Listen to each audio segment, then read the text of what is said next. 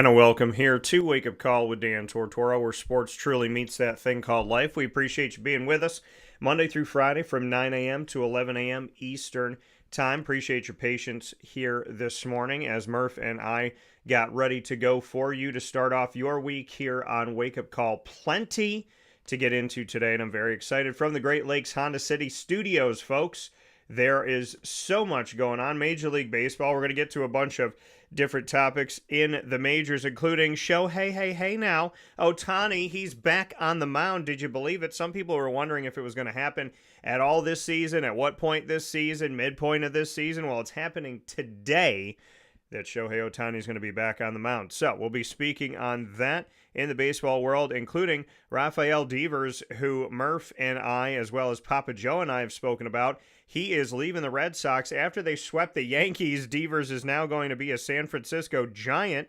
Speaking of the Yankees, we'll talk about the fact that Aaron Judge was anything but giant in that sweep by the Red Sox, going 1 for 12. And we'll get into the U.S. Open and J.J. Spaun winning his first ever major title. He's never finished in the top 20 in a major before, and this time he has won it all. So from not finishing in the top 20 to winning a major, giant leap for him, and he did it with a putt that was a very long distance away. He needed two shots. He did it in one, and we'll talk about that in just a little bit here. A putt that was 64 feet and 5 inches to the championship, and then we'll get into the football world, little story here on Cam Ward, as well as what's going on with the Chiefs and the Royals in Kansas City. And we'll speak on the Jets and what they're going to do with Ahmad Sauce Gardner, as well as my Jacksonville Jaguars.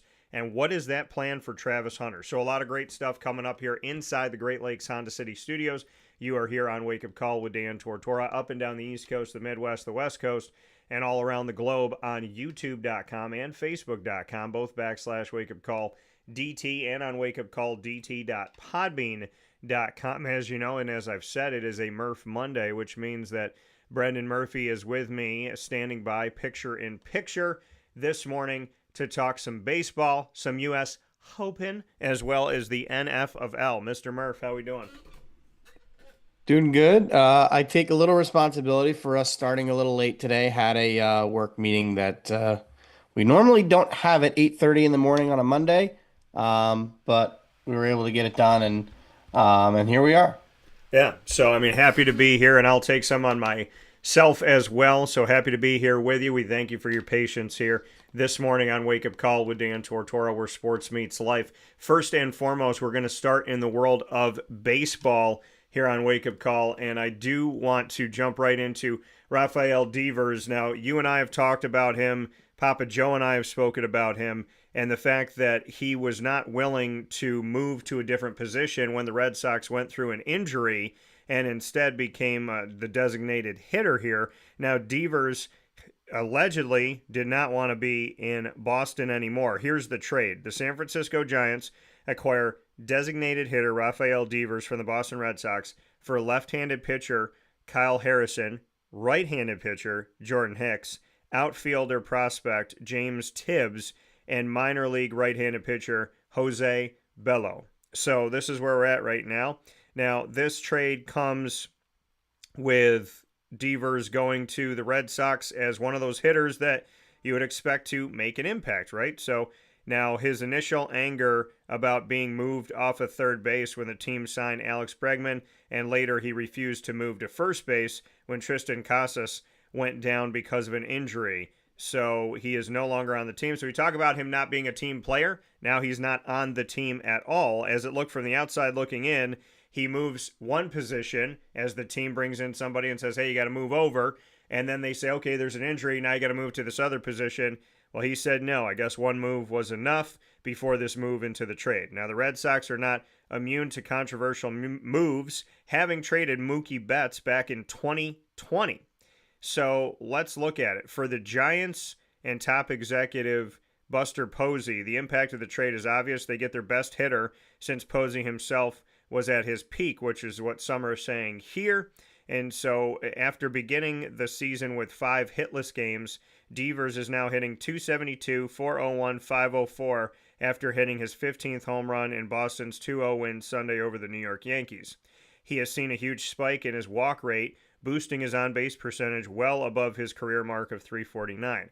If that walk rate holds, he's second to Juan Soto right now in walks drawn, and thank goodness for that, since Soto's been struggling to hit the ball. But when we look at Devers, sorry, Murph, I had to just throw that one in there. But when we look at Devers, it raises his offensive game to a new level if this continues. Now, the Red Sox moved him once again off of third base, as I said.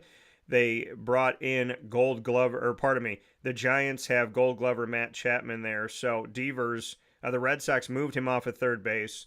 The Gold Glove Matt Chapman is at third base for the Giants. So a return to third is not going to happen for Devers on this team either. Giants first basemen have been among the worst in the majors, ranking 26 in on-base percentage, with Dominic Smith getting most of the action lately after Lamont Wade Jr. was traded to the Angels. But the most likely scenario is Devers remaining as DH, with Wilmer Flores shifting over to share first. And so as we take a look at this, the other issue is Devers' contract. He's 28 years old, and he signed through 2033, making this the second year of a 10-year deal that will run through his 36-year-old when he's 36 years old in that season. So that puts some risk here, but Devers has been a consistent hitter throughout his career. His top 10 similarity scores on Baseball Reference include 3 Hall of Famers in Scott Rowland, Adrian Beltre, and Ron Santo, plus a couple of likely future Hall of Famers in Nolan Arenado and Manny Machado. Now, these, looking at as we go forward here, he does move from Fenway to Oracle Park, and San Francisco's ballpark is part of the reason no Giants player has hit 30 home runs since Bonds. Devers' career splits are interesting. He has hit for a higher average at home, 292 versus 267, but with more home runs on the road, 120 to 95. He's going to lose some of the doubles he hit off the Green Monster, so maybe they would look at his average dipping. So the bottom line for this is he is the one move that the Giants are going to be bringing in. What they're giving up to the Red Sox, we'll take a look at this on the other side of it, because I know Devers is the name, but let's take a look at what's happening here. So for the Boston Red Sox, they have been, as I'm reading through some of this morning, they said they've been hard to understand, is what some people have said. Now, the timing will create minor shockwaves. The Red Sox just swept the Yankees and have won 7 of their past 8 games, getting back into the playoff picture. So the timing of this move is a little bit strange. But as we take a look at this, they have all of their top prospects playing for the big league team now. From recent call-up Roman Anthony, which Murph and I talked about last week, when was that going to happen? After he hit the longest home run of the season with 497 that night, feet apparently. on it. So he got called up very soon after we talked about it. And then Marcelo Mayer, as well as Christian Campbell. Now, manager Alex Cora has been platooning Anthony and Mayer, which is silly, and so some people said they need to be playing every day. Trading Devers opens up at-bats for everyone and helps clear the outfield logjam of Anthony Duran, as well as Rafaela, Abreu, and Reef Snyder, but they're not going to be able to replace Devers' production, some said. Now, Harrison is a talented left-hander and once a top pitching prospect in the minors who hasn't quite put it all together in the majors, but he's also still only 23 years old. His ERA is 4.56, so good to know, better than all the Orioles. And so in 24 starts, 4.56, he has been better. Maybe they've gotten better. As a rookie last season, and has a 4.56 ERA in 23 and 2/3 innings so far in 2025. Boston has optioned Harrison to AAA Worcester, but with Tanner Hoke injured and Walker Buehler and Lucas Giolito both fighting ERAs on the wrong side of 5, Harrison could be a potential rotation option if they are to call him back up. As for Hicks, the Giants tried the hard-throwing right-hander as a starter, but it never really worked, so he'll be in the bullpen. And then Tibbs was the Giants' first-round pick last June out of Florida State, an outfielder hitting 245, 377, 480 in high A, and he could be something for them, but we'll have to see as Tibbs comes up. Now, given Harrison's potential upside, it's not fair to completely slam the Red Sox. Devers has a big contract, but it doesn't seem out of line with some other recent deals, such as Vlad Guerrero Jr.'s $500 million contract. So we'll see what happens here, but pitching goes to the side, pitching and prospects to the Red Sox, and a hard hitter moves his way out to San Francisco from being in Boston. Your thoughts, Murph? Well, I think everybody was shocked at seeing the timing of this trade, and um, Devers obviously is a great player. He's been one of the best hitters in baseball for the past half decade, and he's been the Red Sox best player for that time since David Ortiz retired. But at the same time, I'm not surprised. There was so much drama surrounding him with the refusal to move off of third base. Then he moves to DH. Now he refuses to go play first base. This guy is not a team player. Yeah. He is a cancer to the locker room. Clearly, the Red Sox just wanted his contract off the books, and they wanted to get rid of him. So they said, okay, pack your bags. You're going to the worst city in America, San Francisco. And I don't think they cared what they got back for him. I mean, don't get me wrong. Kyle Harrison's was a top prospect, still has high upside. He could still be very good. Yeah.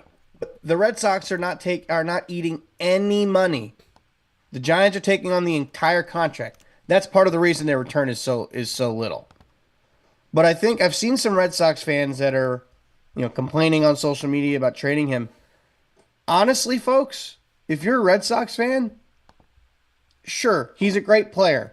But I think your locker room and the culture is better off without him.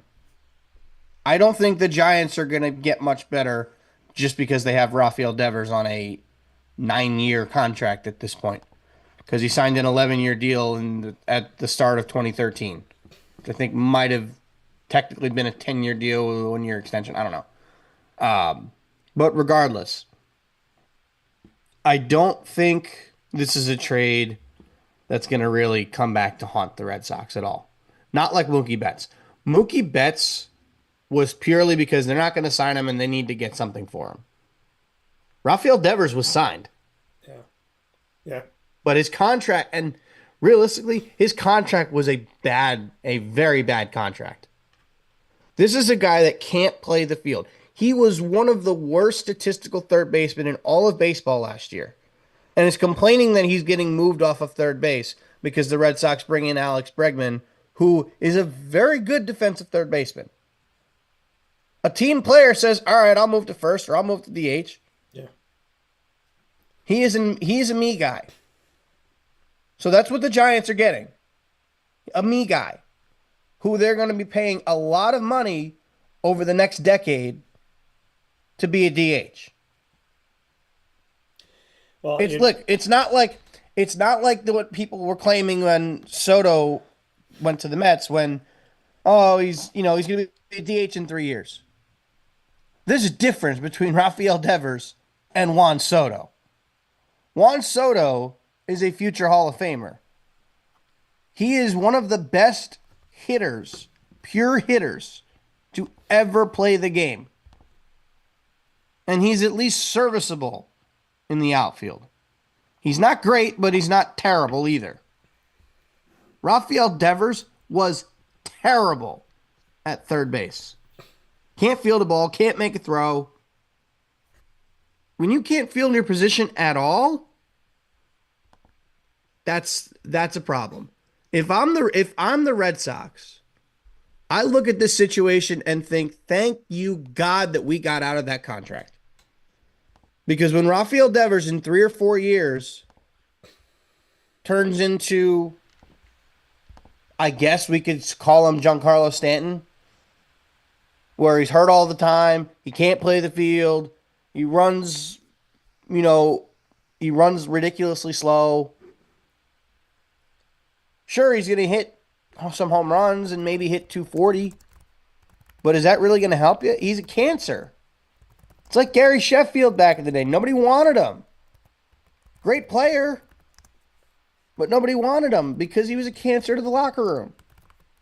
I'm telling you, the Giants messed up big time by making this deal. Anybody going and getting him messed up big time by making this deal. And I know that's going to seem like a hot take to some people, but with what Rafael Devers has proven just in the last 6 months is that he is not a team player. He only cares about himself. So I tip my cap to the Red Sox for getting out of that contract and getting what they could for him, because that was definitely not easy. Well, and you bringing it up, and my apologies on saying Devers, not Devers, but That's okay. Taking a look at what you just said here and going off of a point very well taken, I would agree with you when you look at trades that are made like this, when someone has just signed a big contract. They got big money coming in.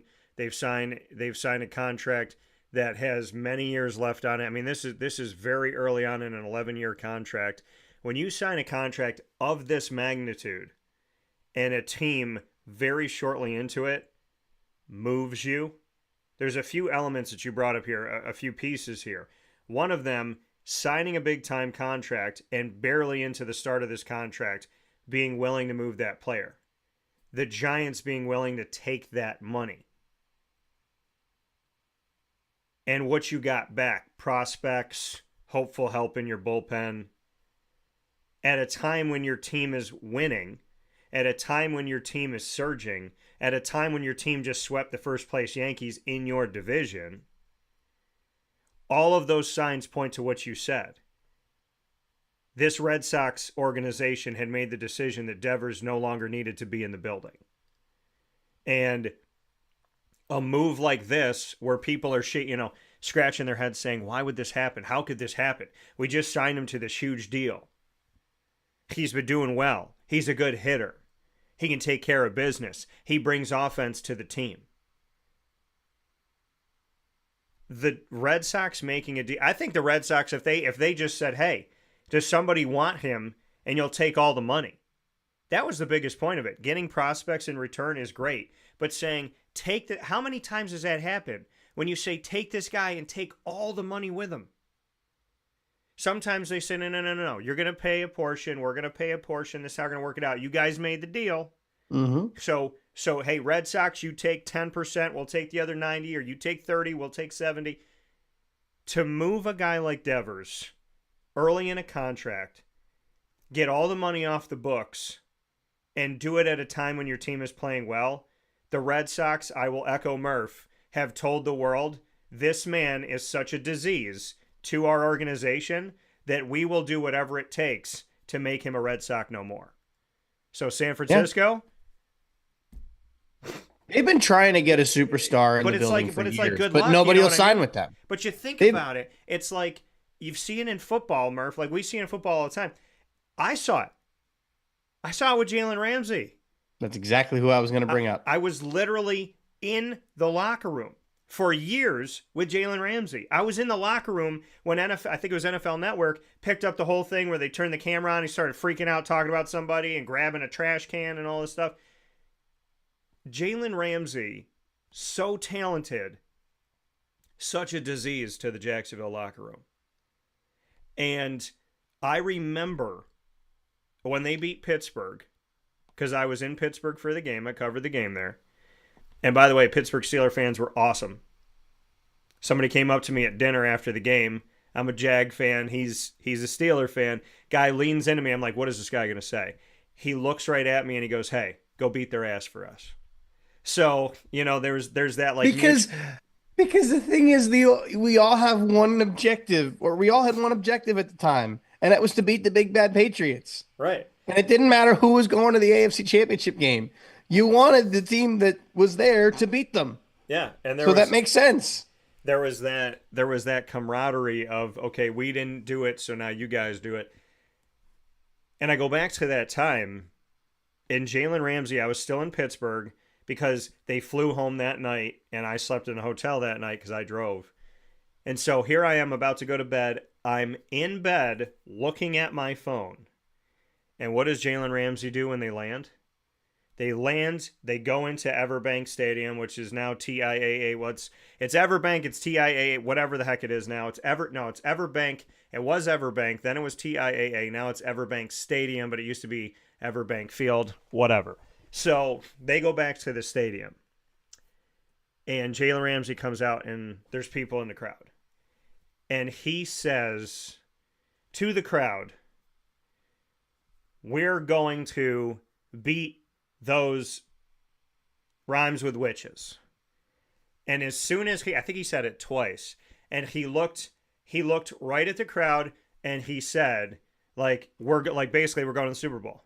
We're going to go to Foxborough, we're going to go to New England, and we're going to beat those blanks. And I remember laying in bed saying in that moment, he just signed our death certificate. He just secured that Jacksonville will not win. Because Tom Brady, Bill Belichick, and the crew don't need locker room material. And giving them something to put on the board in the locker room, I don't know if they've ever lost any of those games, but they didn't need the help. You just gave it to them. And a guy like Tom Brady telling him something like that before the game, he's going to make you look foolish. And then I went to the game in Foxborough, and he outlasted the defense, who played really well for the majority of the game. Now, Jalen Ramsey, to get back to the point, was such a pain in the butt when it came to PR, when it came to attitude, but he was talented, and he continues to be talented. Yannick Ngakoue in that locker room. People, how could you move this guy? He was the sack leader on your team. He's been on, 3-4 teams since he left Jacksonville?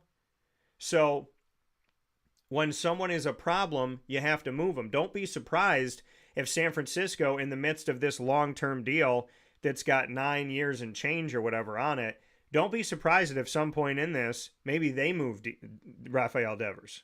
Maybe they make a decision to say, hey, you know what, he's got 3 years left on his contract. What'd you say? It would not shock me one bit. Right, and that, I mean, but the problem with that is, and I'm sorry to cut you off, but the Giants have been trying for years to sign a superstar in free agency. They've been trying. They finally got Willie Adames, and Willie Adames is not a superstar by any means. He's a good player who's having a terrible start to his Giants career. Rafael Devers can be that superstar. But you know why they're not signing any superstars? Because nobody wants to live in San Francisco. That's part of the problem. But, I digress. But the issue with the Giants now is, now that they're bringing Devers in, they got a good team this year. But who's pitching for them? Yeah. What are they thinking? Yeah, Devers is going to come in and help your lineup. But who's pitching? You just traded away one of your pitchers. 2 of your pitchers. Who's going to pitch for you? It's not like you're going to be able to go get Jacob deGrom at the deadline. He's got a full no-trade clause. You think he wants to go to California? No shot. There's a higher likelihood he goes back to the Mets than it would be for him to go to California. Hell, is not going to help the pitch. Yeah. He cost them 2 pitchers. Guy who was in their starting rotation, who I don't think is anymore, and then another guy who has been a big prospect for you that was in your starting rotation. What? It's not like you got this huge pipeline of starting pitchers in the minor leagues. Well, and here's the thing. This does not really help the Giants too much, in my opinion. Being a designated hitter, he's not even in the top 50 in batting average right now. Yeah. So being a DH, he's not in the top 50. Now, where he does find himself is runs batted in. That's the one place where he's in the top 5 in the country right now. In RBIs, Pete Alonso from the Mets is first with 63 at the time we're talking. Aaron Judge of the Yankees is second with 60. Rafael Devers is in third with 58. Suzuki of the Cubs, who also has 58, and Suarez of the Diamondbacks is right behind them with 57. So when it comes to home runs, now remember, you're a DH. Your only job is to hit the ball. Your only job is to get people home. You're not playing the field. You're not doing any of that stuff. You have one job, and that's to get hits. He is not in the top 5 in batting average. He is not in the top 5 in home runs. He is not in the top 5 in hits. He is not in the top 5 when it comes to being on base and stolen bases. The only place where we'll see him in the top 5 right now is in RBIs. So that's the other thing to look at too when you talk about the Giants wanting to bring in a superstar.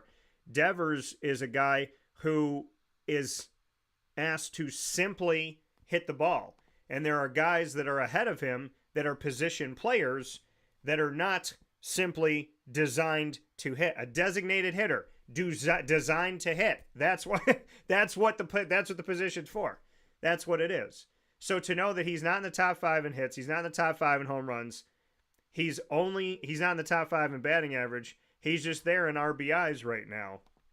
That's another thing that I circle, Murph, to say this guy does not have to play the field, do anything else, but simply hit the ball.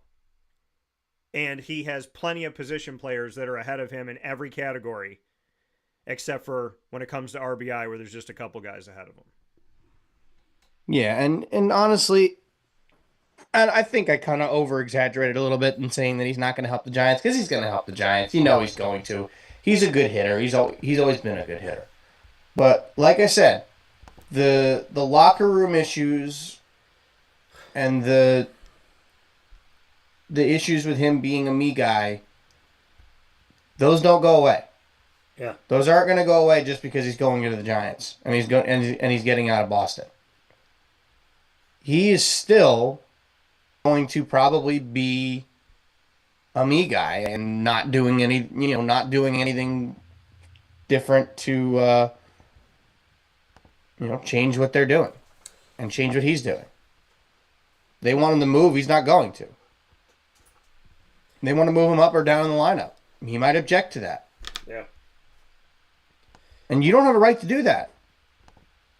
You play or you don't get paid. Yeah. That's the way it works. You have a fully guaranteed contract. Only if you play. If you refuse to play, you do not get paid. That's the way it works. Well, bottom line, just to kind of wrap it up, because I know we got a lot of other stuff to talk about, but the bottom line, Rafael Devers does help the Giants in the short term. I don't see anything helping him long term. Or I don't see him helping them big time long term. This is going to be a very bad contract. And now the Giants are on the hook for it. And now Devers is going to be paying a lot more money in taxes there too. So don't forget about that. That's the other reason why guys don't want to go to San Francisco or California, is all the taxes that they got to pay. Yeah.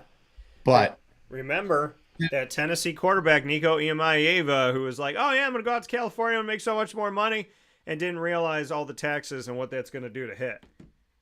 So, and, I mean, now you've inherited a place, Rafael, that likes to set things on fire when they get angry. So, I mean, San Francisco just had a series with the Dodgers, and granted, maybe this was something on their minds as they won the first game 8-2 on the road, or 6-2 on the road. Then they lost 11-5 and then 5-4. So maybe they were sitting there saying, "Hey, we need a hitter. We need somebody we could trust. We need somebody that could shorten the gap in the 5-4 game. Somebody who could win that game for us. Put us on the right side of 5-4, and then 11-5. Somebody who could wake our bats up late in the game."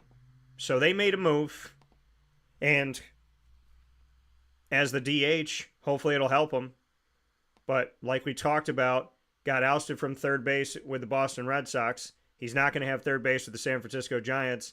And as Murph said, and we've stated here on the show in the past week, he seems immovable. So it seems like he just wants to be DH because he's a third baseman who got moved off of third base, who's not going anywhere else. So he's already told the Red Sox, go pound salt. For the Giants to think it's going to be any different would be the Giants also do have Bryce Eldridge in the minor leagues, who is a big first base prospect. So to them, Devers probably is only a DH. Right. Maybe long-term they move him back to third because Matt Chapman's on a short-term deal. But, do you really think he's going to be any better 2 years from now at third base? He was already one of the worst defensive third basemen in baseball. But maybe you really think he's going to get any better? Maybe this was his thing. Maybe this was it, right? Is you move me out of my position. I don't want to go anywhere else. So now I'm a DH. Now this team doesn't want me. So now I'm a DH here, but I'm in a position where maybe they just need me to be a DH. So maybe I'll be happy unless they ask me to move. But, I mean, you have to understand something. Again, you're getting power, you're getting help, you're getting offense, but you're getting a guy who very clearly, seemingly has let another organization know, I go where I want to go and I do what I want to do. And when you assume that player onto your team and you bring them into your culture and your clubhouse, you have to deal with the fact that if that's not true, well, then his actions will show that. If it is true, well, then his actions will show that. And if he's not a team player, you just brought somebody on your team who's made the decision, I'm going to sit here and I'm going to hang out. And when you need me, I'll come out the dugout, I'll swing a bat, and then I'll come back and sit down. And everybody else in this dugout is going to be out there working, running around. I'm just going to be hanging out with this bat. And if Devers wants to put himself on an island like Ramsey did, well, there's consequences. That's a lot of money for the Giants to be paying him for him to do that. But there's consequences of that. And that's the thing. If you are a field player, then I want to find a place to get you on the field. And if I can get you on the field, why would you complain? There's thousands upon tens of thousands of people that would love to be on a Major League Baseball field, playing for anybody at any position. So for you to be making your money and be a DH until you decide where you want to go, I mean, I would very, very clearly say it as the San Francisco manager, and I would have said it as Boston's manager. You're a player. I'm the manager. I'm the boss. I'm asking you to go over here. I know you're a cashier, but I'm asking you to bag groceries. I know you work in dairy, but I'm asking you to mop the floor. I've been there. I had to clean a lady's bathroom, and I'm a cashier. That's not my job. But I went and did it. You know, they tell me, hey, this happened, that happened. You got to go clean that up. You got to fix that. You got to do this. I did the best I could, whether or not I wanted to, for the goodness of the team, for the people that were coming through the building.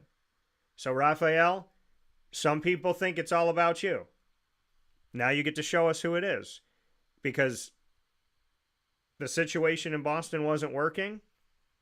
But now in San Francisco, maybe there'll be a change of heart. Maybe there'll be more openness. Maybe you'll make a decision to be more of a team player, and I hope you will. Because being on an island... What happened to Jalen Ramsey after he got traded? Right. You think it's fun. You think it's fun to be on an island, but I can promise you it's a lot lonelier than you think it's going to be, because that money can't keep you warm at night unless you burn it.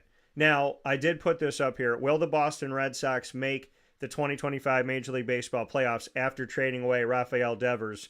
88.9% of you in early voting have said no, and 11.1% still believe in those Red Sox. We will take a step aside here on Wake Up Call with Dan Tortora. When we come back, we got a lot to talk about here on today's broadcast. And Ohtani is back on the mound. What did we hit? Some slipstream in Mario Kart? How the heck did we go from he's maybe going to be, he could be, he was throwing 20, 30 pitches, to then he was throwing 50, to now the guy's back on the bag? How the heck did this happen as quickly as it happened? I feel like it's Back to the Future, and Doc and Marty McFly are with us. Well, Shohei Ohtani tonight is back on the mound. We'll discuss it right after this fast break on Wake Up Call with Dan Tortora inside the Great Lakes Honda City Studios.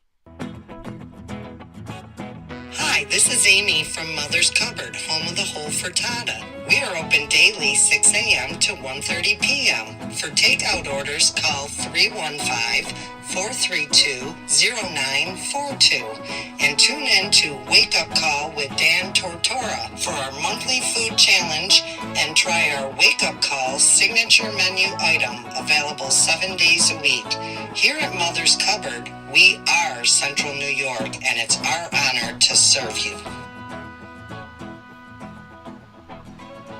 Ma and Pa's Kettle Corn and Popcorn Factory remind us that every day is worth celebrating at 201 7th North Street in Liverpool, New York. Open Monday through Saturday in-store and always online at maandpaspopcorn.com. Serving our Central New York community and beyond, order anywhere, anytime at maandpaspopcorn.com. Stop in to get a tin at Ma and Pa's on 201 7th North Street in Liverpool, New York to get your half-price refills for the rest of your life.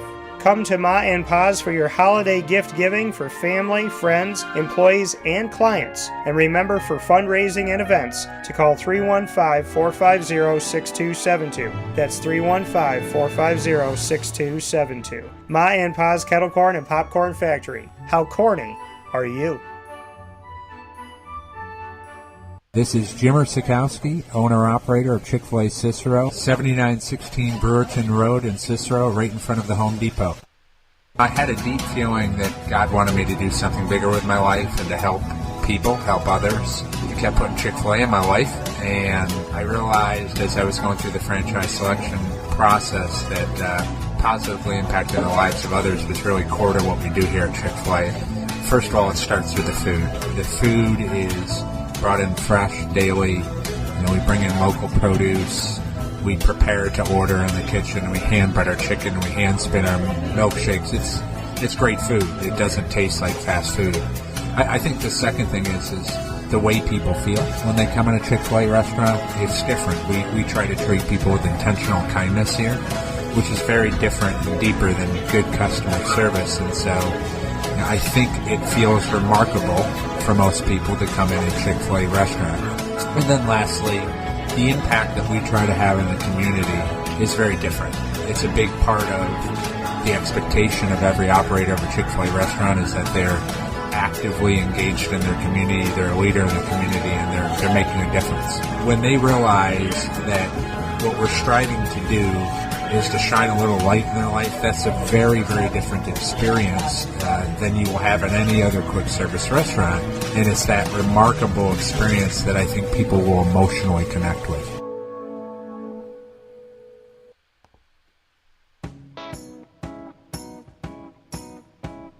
In these unique times, there are those in our community that give us a sense of normalcy and positivity. Pizza Man on 50 Oswego Street in Baldwinsville has been here for you for over 35 years and is here now.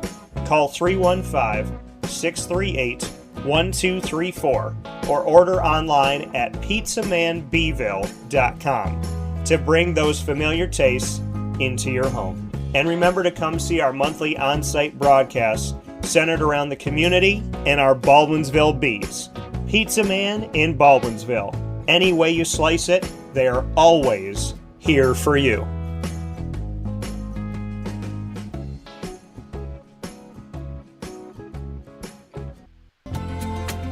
Looking for your next ride? Look no further than Great Lakes Honda City, located on 7140 Henry Clay Boulevard in Liverpool, New York. Serving our community for decades, their new and pre-owned vast array of vehicles are available to you Monday through Saturday on site. To search from home, shop at GreatLakesHondaCity.com.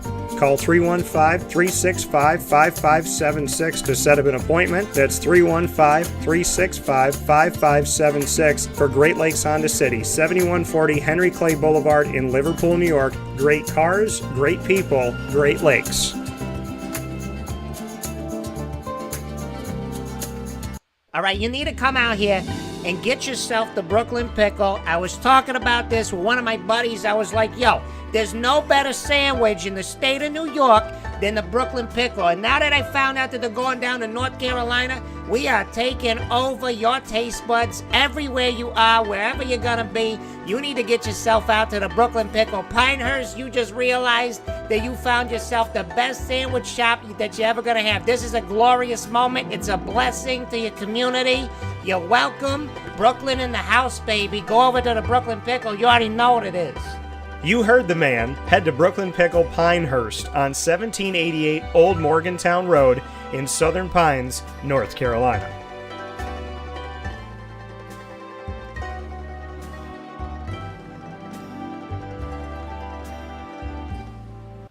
And a welcome welcome back here to Wake Up Call with Dan Tortora inside of the Great Lakes Honda City Studios. Great Lakes Honda City on 7140 Henry Clay Boulevard in Liverpool, New York. They are open for sales and service Monday through Saturday, and you can go and visit them and, of course, let them know that DT sent you. You can get a sneak peek of their new and used vehicle lot by going to GreatLakesHondaCity.com. Murph and I here this morning, starting off your week, speaking on the world of baseball. Then we'll be getting into the U.S. Open and J.J. Spawn, and we will also be speaking on some NFL topics with his Jets and my Jaguars. So, like I said before the break, believe it or not, but as baseball was hoping that this day would just keep getting pushed back, Shohei Ohtani is getting back on the mound, and he's doing it for the Dodgers in a divisional series against a team that has been tried to be a thorn in the side of the Dodgers,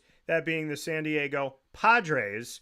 And right after Father's Day, the San Diego Fathers getting after it. Now, Shohei Ohtani will have the debut tonight, and that will be as an opener in a matchup against the division rival San Diego Padres. And so Ohtani, 21 months removed from a second repair of his ulnar collateral ligament, is expected to throw only one inning, perhaps two, in what will basically amount to a continuation of his rehab. Now, it was only about a week ago that Ohtani wasn't expected to rejoin the rotation until after the All-Star break. Perhaps maybe not even until August. Like I said, I feel like we've been in like this slipstream thing and kind of just zoomed forward here. Now, Ohtani threw 44 pitches over the course of 3 simulated innings at Petco Park in San Diego on Tuesday afternoon. So just doing it continuously, trying to get these pitches out, trying to get himself comfortable again. Now, the command Ohtani displayed in that outing while accumulating 6 strikeouts against a couple of lower-level minor leaguers played a role. The logistics were also a major factor. Because of his two-way designation, Ohtani qualifies as an extra pitcher on the roster, giving the Dodgers the flexibility to use a piggyback starter behind him. Those simulated games also wound up being more taxing on his body, requiring him to cool off, then ramp back up to serve as the Dodgers' designated hitter. So pitching and hitting simultaneously was ultimately seen as easier for his body to absorb, which some people have stated here. Quote, "He's ready to pitch in a major league game," Dodgers manager Dave Roberts stated. Now, he let us know that. Now, it's very simple. So he's ready to go in the game. Ohtani's return comes at a time when the Dodgers are shorthanded. 14 pitchers make up their injured list, including 4 starters. Crazy. They were expected to count on. Now, Blake Snell, Tyler Glasnow, as well as Sasaki, and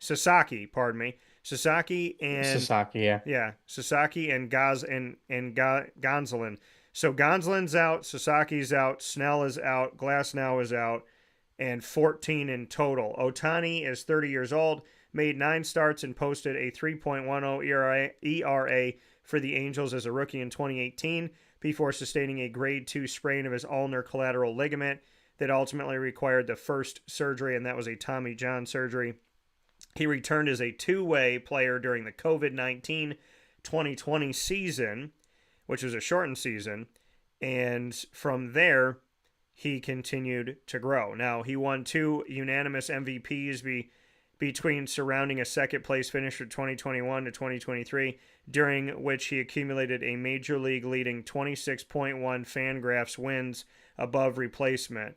Now, on offense, Ohtani slashed 277, 379, 585 with 124 home runs, 57 stolen bases. On the mound, a 2.84 ERA with 542 strikeouts to 143 walks in 428 and a third innings. But Ohtani was diagnosed with another tear in the UCL after a start on August 23, 2021, and underwent surgery a month later for that. While only hitting in his first season of a 10-year, $700 million contract with the Dodgers in 2024, obviously he and the Dodgers won a World Series, and he got to the 50-50 club in home runs and stolen bases, becoming the first full-time designated hitter to win an MVP and won a World Series title, like I stated. Ohtani also navigated through the initial steps of his throwing program toward the end of last season before essentially stopping in October. The plan was for Ohtani to restart his throwing progression relatively early in the ensuing winter, but then he tore a labrum in his non-throwing left shoulder during Game 2 of the World Series, necessitating surgery and prompting spring training to essentially qualify as his off-season throwing program. Ohtani paused his program again leading up to the Dodgers season opening series from Japan around the middle of March, then began the process of building back up slowly when the Dodgers returned to the U.S.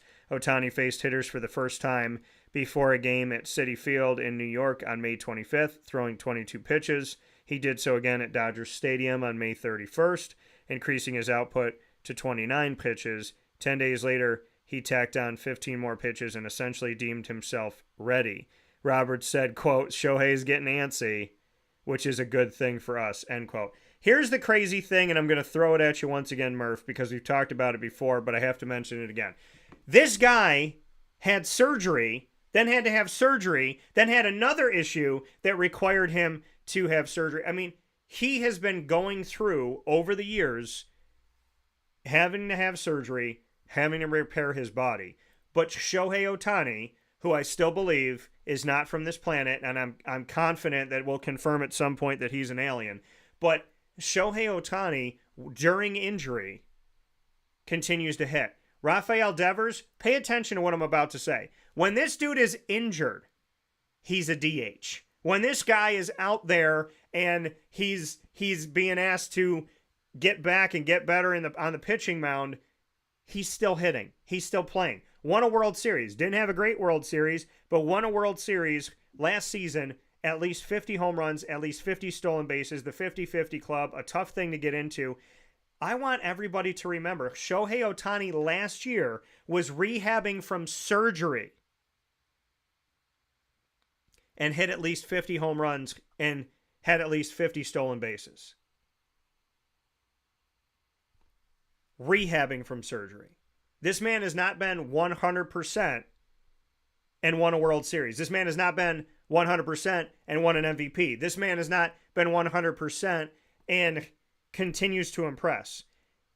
50% of Shohei Ohtani is better than the majority of Major League Baseball. And now dude's back on the mound. And granted, it might be for a short time, but he's back on the mound, which means that he's about to get more dangerous again, which means that he's about to ramp up. They didn't need him to win a World Series. But when we look at where they are right now, 14 pitchers on the injured list, 4 of them starters, it wouldn't hurt to have Shohei Ohtani back there. But I just want to remind everyone as we get prepared to see the man back on the mound tonight against the Padres, that this dude in his rehab as a pitcher, see, normally when pitchers are rehabbing, they're out. They're just out. Garrett Cole's just out. Well, they can't do anything else. Right. But it's like they're just out. Because pitchers typically pitch. They don't hit. He is an enigma. He has been an enigma. That's why he is, to some people, going to go down as potentially the greatest of all time, because he's not a pitcher and a hitter. He's a great pitcher and a great hitter. He's both. He could get into the Hall of Fame as one or the other, but he's 2 people in one, and this 2 people in one is finally about to come back. So, Murph, your thoughts on it? Are you nervous that it's too quick? Are you nervous that they're speeding this up? And the fact that, once again, just to hit it home one more time, the fact that Shohei Ohtani, as he was healing from injury and surgery, went out and won a World Series and became an MVP. Well, the biggest issue with him is that he can't go on a rehab assignment.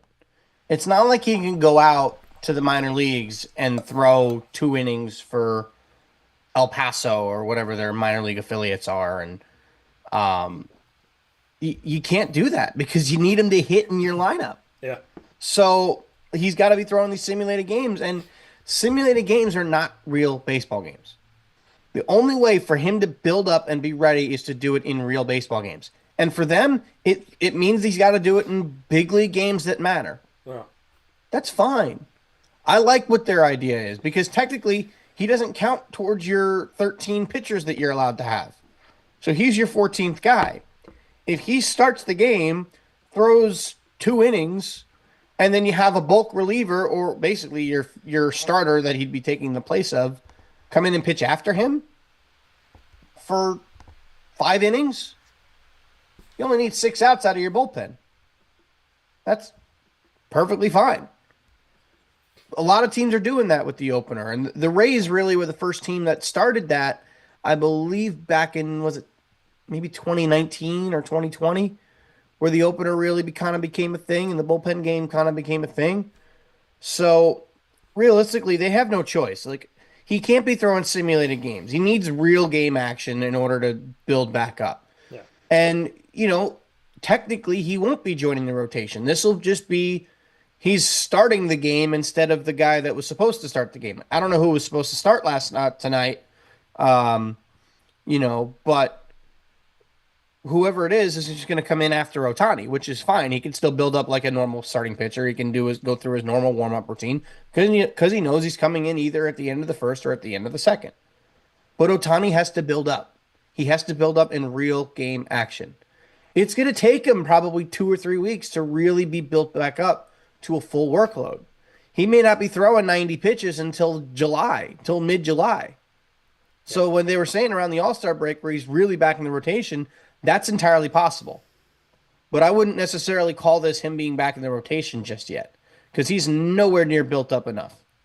The most pitches he threw in an outing was 40-something in a sim game. He's probably going to throw, I would think he throws 2 innings and they try to get him to 50 pitches. That's my guess. I would think it's 2 innings or 50 pitches, whichever comes first. Because then they got to build him up. Then his next outing might be 60 or 65. Then he might get to 75. We don't know. We need to see what he's capable of. Yeah, that's going to be the $1 million question. And the hardest part is the fact that you can't send him on a rehab assignment because then you'd be losing him from your lineup. It's not. He's technically one player. You can't send pitcher Ohtani on a rehab assignment and then expect hitter Ohtani to come back and hit. It doesn't work like that. Well, it could be his new power, though. The fact that he could split into 2 people. Because, again, alien, not human being. So, looking at Aaron Judge, I want to go back to the series against the Red Sox. He has blamed himself. So, swinging at pitches outside the strike zone as the Yankees were swept in a 3-game series against Boston in Boston, which Brian Bruno of Servomation and Brian's Landing, he was out there for that, celebrating Father's Day, as well as celebrating his wife Renee's birthday, out there with his in-laws and his kids. So shout out to him and shout out to Mr. Chris, who was out there as well, having some fun at this series. Of course, Chris was on the Yankee side of things and Brian on the Red Sox side of things. So Judge said, quote, "You got to swing at strikes." He went 1 for 12 in the series, which Boston completed with a 2-0 victory on Father's Day. Judge struck out 3 or more times in 3 straight games for only the 3rd time in his major league career. I'll read that again. Struck out 3 or more times in 3 straight games for only the 3rd time in his major league career. Now, quote, "That usually helps any hitter when you swing at strikes. Definitely some pitches off the edge or off the edge in, taking some hacks, just trying to make something happen," end quote. Judge had a tying solo home run in the opener Friday night, but struck out 9 times as the Yankees were swept in a series for the first time this season.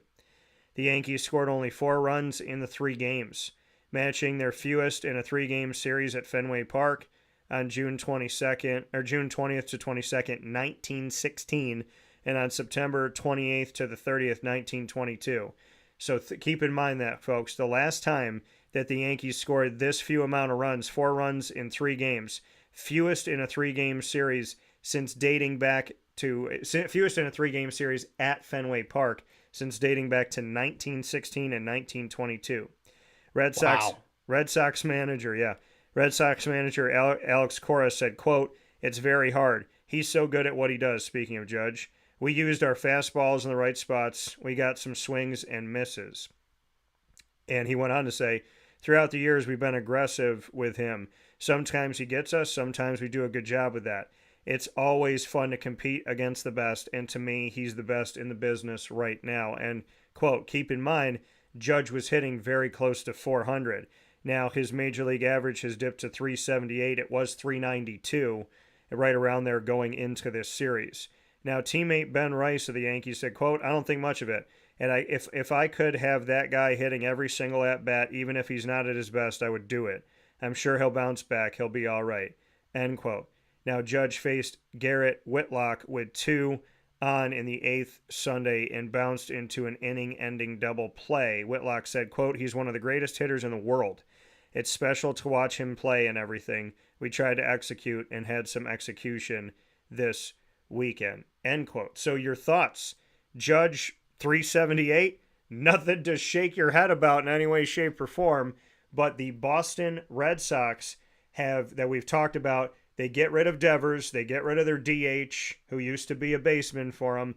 They get rid of Devers after all this goes on. In the midst of this, they've won the majority of their games recently. They just swept the Yankees. It's the first sweep of the Yankees this season as we head toward the All-Star break. So the Red Sox did something that nobody else has done this season. They made a big move to get somebody out of their clubhouse. They swept the Yankees. They held Judge to 1 for 12. Thoughts on where the Red Sox are at right now? And Judge. Yeah, I was going to hit on Judge real quick. I think, if nothing else, this is proving how difficult it is to hit 400 in the court over the course of a season. The fact that Ted Williams did it in 1941 and, Tony Gwynn might have done it in 94 had they not had the strike. He was hitting like 390 something. It is hard to hit in the major leagues. It is hard to hit 300 in the major leagues, let alone 400. I don't think it's ever going to happen again. So, if Judge were to do it, hats off to him.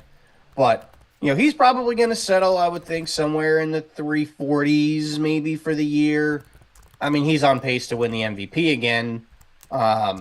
No doubt about it. But, the thing is, Aaron Judge is a strikeout-prone hitter. I'm going to look up his strikeout rate, but he strikes out over 200 times every year. That's just what he does. That's just what he does in general. It's what he's always done. It's always been his MO. So, if you look at his Baseball Savant page, it's obviously all red, but his strikeout rate is, where is it? His strikeout rate for his career is 27.8%. That's very high. He's striking out in more than a quarter of his at-bats. Now, the last time his strikeout rate was above his career average was 2023, when it was 28.4. Last 2 seasons, and realistically, there's only 2 other years prior to his rookie year that he was, like his 2016 through 2019, he was over 30%. Yeah. Ever since then, he's been under 30. So that number has been coming down and down and down. So 25.1 for the year. It's still, he's striking out a quarter of the time, which is good for 27th percentile in all of baseball. But then you look at his other numbers. Like, if you just look at standard numbers, right?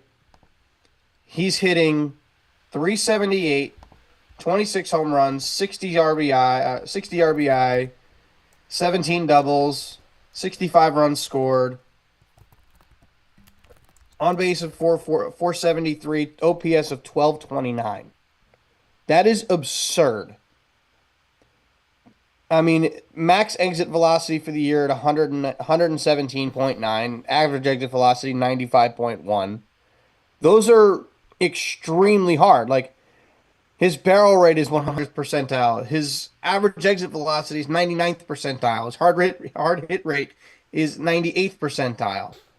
His bat speed's 98th percentile. His walk rate's 94th percentile. He's still doing what he does. Right. I don't think one weekend that he strikes out 9 times is the end of the world. The Yankees, as we know, live and die with what Aaron Judge does. Aaron Judge is playing well, the Yankees do well. If Aaron Judge is not, the Yankees do not. Why do you think they never made the World Series with Aaron Judge until last year? Because Juan Soto carried that team to the World Series. Aaron Judge doesn't perform in October. That's just the way it's always been. They live and die with Aaron Judge. If Aaron Judge struggles, the team struggles. If Aaron Judge does well, the team does well. Believe me, if Aaron Judge has a great October, the Yankees will probably win a World Series. It would not shock me. Yeah. But until that dude can prove that he can hit in the month of October, they aren't doing anything. They ain't winning a World Series. It's not going to happen. So for me, I look at Judge and I still see a guy who is going to go down as one of the most prolific power hitters in the history of baseball. Yeah. I mean, he already, for his career, has 341 home runs. He is, how old is he? He's 33 years old. Yeah. He signed a 9-year deal at the end of 2022. He's got 7 years left on that contract. If you assume he plays out that contract and plays to age 40, there's no doubt in my mind, especially because he's hit 40 or more 37 or more home runs in every season since 2021. If you assume he hits average 45 to 50 home runs a year, maybe near the end of that he twinkles down to closer to 30. He's going to hit 600 home runs. Yeah.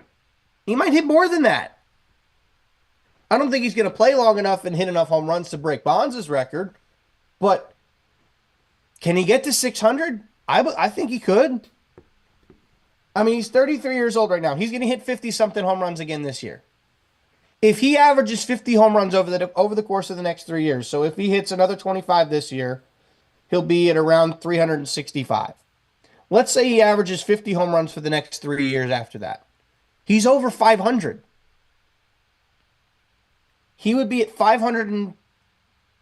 roughly 510 career home runs if he does that for 3 more years, past this year. So it'd be through his age 36 season. I don't think that's impossible. This dude knows how to hit a baseball. He's not going to hit 380. He might go back to hitting 300, 280. Yankee fans are going to love me for this. Aaron Judge, I seriously think, will hit 600 home runs. Maybe more.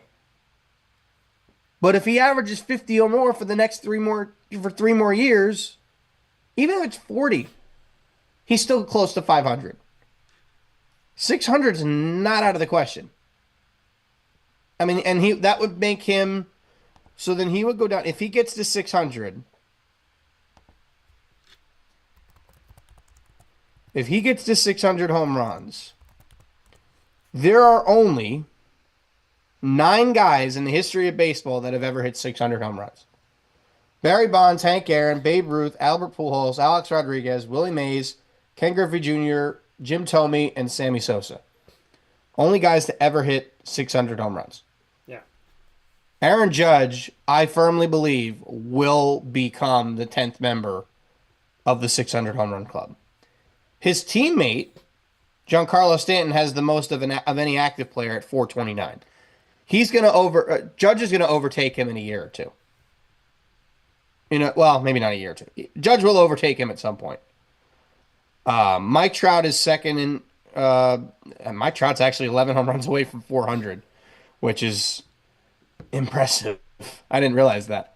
But yeah, I firmly believe Judge will hit 600 home runs at some point. Might be at the very end of his career. We'll see.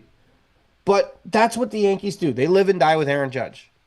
Are they going to win a World Series with Aaron Judge at some point? Probably.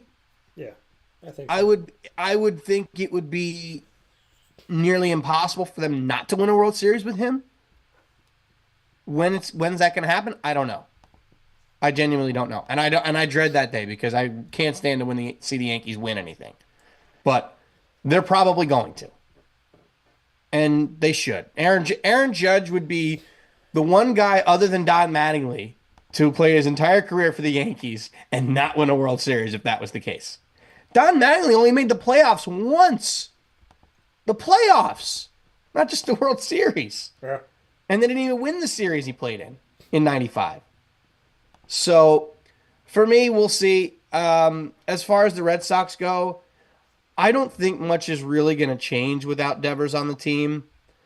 I mean, yes, their lineup has taken a big step backwards with him now going to San Francisco. But I never thought the Red Sox were going to be contenders to begin with. So to me, this kind of just tells you, okay, they're probably going to be selling at the deadline. So who do they move? Jarren Duran's a prime example of a guy that they can move. Trevor Story. Alex Bregman, maybe they can move when he gets back. Other than that, pitching-wise, I mean, they're not trading Crochet. They just signed him to a big contract. Maybe they try to move Walker Buehler, but he's been terrible this year. Tanner Houck's been really bad this year. So is Giolito. I mean, they're kind of in a weird place right now. They've got all these new prospects that just came up. Marcelo Meyer and Christian Campbell and now Roman Anthony. Yeah. This is a team that was built on their farm system. They had the best farm system in all of baseball. All these guys are in the big leagues now. There's no excuses. I don't think they're going to be there this year. So the chances that they make the playoffs, even with Rafael Devers, I still thought was very slim. So I agree with the 88% of you that have said that they will not make the playoffs now. Yeah. But which is now up to over 90%. I'm not surprised. Yeah. I'm not at all surprised. So, the Red Sox I don't think are going to be a big deal. Roman Anthony's going to be great. Marcelo Meyer's going to be great. Christian Campbell's going to be great. Give them time.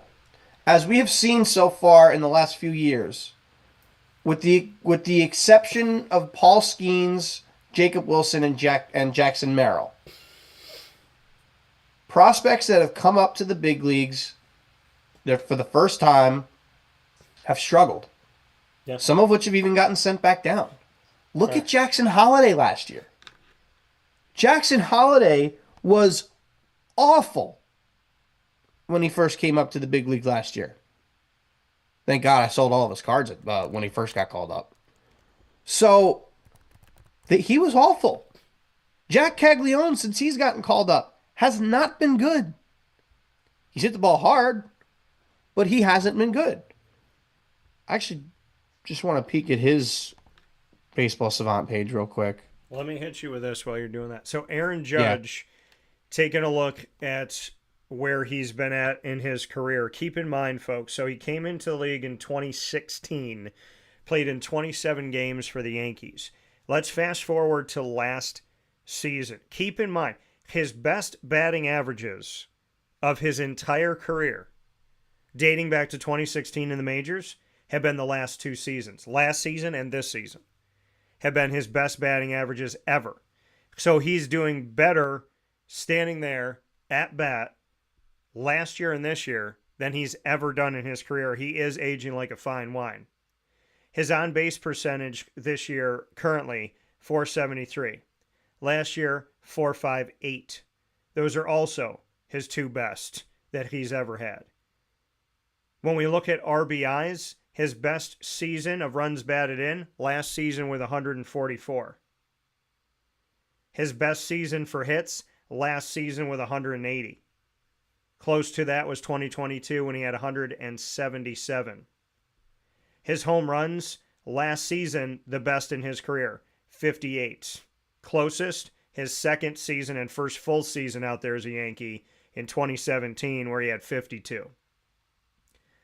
So my point is, Aaron Judge, for the money that they spent in a contract that was signed December of 2022 to extend him to 2031, this man has proven that he could be more of an offensive asset the longer he's in the league, which makes a Yankee fan hopeful.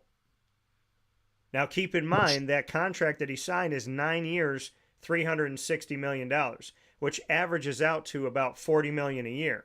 So to go to Murph's point, if he hits as many home runs per year as he does get a million, if he 40 million a year on average, 40 home runs on average, then he's putting himself in good position there. If he gets a home run for every mil he's bringing home per season in this current contract, then he will be edging himself closer to 600. If he averages 40 home runs a year over the course of this contract, that's his final total. 621. So there you go. So this is all you need to know, Aaron Judge. You got to hit as many home runs as millions that you bring home every year. You bring home an average of $40 million, you hit 40 home runs a year, 40 home runs to $40 million, $1 million per home run, and you got yourself in business as part of the 600 club. That would put him in 8th place in the all-time list if he were to do that. I honestly think it's going to be more, because realistically, if he gets to 500 by the end of 2028, so 26, 27, 28, yeah. If he gets to 500 by the end of 2028, I don't see, like, I can easily see Aaron Judge doing, not to the overall extent of what Barry Bonds is doing at the end of his career, but from a home run output, I can easily see him doing what Barry Bonds did at the end of his career. Because he's got unbelievable power. This is what we all thought Giancarlo Stanton was going to be when he hit 59 home runs in 2017. This is what we all expected him to be. So, we'll see. I think I could see him passing Griffey. Like, Griffey's at 630. I could see him passing Ken Griffey Jr. Will he get to Willie Mays? I doubt it, because that's 660. The only way he passes A-Rod essentially is if he gets to 700, which I don't know that we'll ever see anybody hit 700 home runs again, because Albert Pujols getting to 703. Albert Pujols also came up to the big leagues as a 21-year-old. Aaron Judge came up to the big leagues, I believe, as a 24-year-old, basically 25-year-old, because 2016 he really didn't do anything. So he's got 4 less years to put up numbers than Albert Pujols had. So 700 I do think is off the table at this point. But he's at 341 right now. He's led the league in home runs 3 times, with 52 in 2017, 62 in 2022, and 58 last year. Yeah. There is no doubt in my mind that he will get to 500, at least 600 as well. But again, the Yankees will live and die with what Aaron Judge does in his career. If he does well in October, they might win a World Series. They will probably win a World Series with him. I would be shocked if they don't win a World Series with Aaron Judge. I'd be ecstatic, but I would be shocked. Genuinely. Because we're closing in on 20 years since the Yankees last won a World Series. I don't know, other than when they first started, what their longest World Series drought was. Hang on. But I think it was from the 60s to the 70s. Let me take a peek on that. So they had 18 years from 78 to 96 when they won. 15 years from 62 to 77. To 1996. That was their longest drought. Mattingly in the process did not get to be a part of any of them. Yeah. So we're at 16 years right now. So a couple more years and they will then be in the longest World Series drought in the history of the franchise. Which, for any of you Yankee haters like myself, it is ecstatic to see that they haven't won anything. But it's the Yankees. They're going to get their 28th ring at some point. And it's going to happen with Judge. It's just a matter of when. Keep in mind, folks, as I'm looking at this, the Oakland Athletics won 3 years in a row from 72, 73, and 74. Now they're just called the Athletics because they have no home. But I don't think they've won since. Yeah, looking at the Yankees... Actually, no, that's not true. That's not true. They won in 89. But looking at the Yankees, like you said, from 78, when they won 1977 and 78, from 78 all the way to 96, That's 18 years of separation. They won in 2009 most recently here, and we're in 2025. So we're looking at 16 years currently. If they don't win this year, that it would be 16 years. So they are edging closer to it, but they have won more than anybody with 27. And I would agree with you that 28 is going to come with Aaron Judge at some point. So just keep in mind, folks, that this man, he's got 26 right now. We said if he averages 40 for every year, so if we look at 20, so he's got 341 currently. If he averages 40, and let's not include this season, I'll come back to it. You'll find out why in a second. So he's got 341. Then we say 40 for 2026, 40 for 27, 40 for 28, 40 for 29, 40 for 30, and 40 for 31 in the current contract. That'll put him at 581. Now, in order to get to... Did you start at 321 or 341? 341. Okay. So 341, so 581.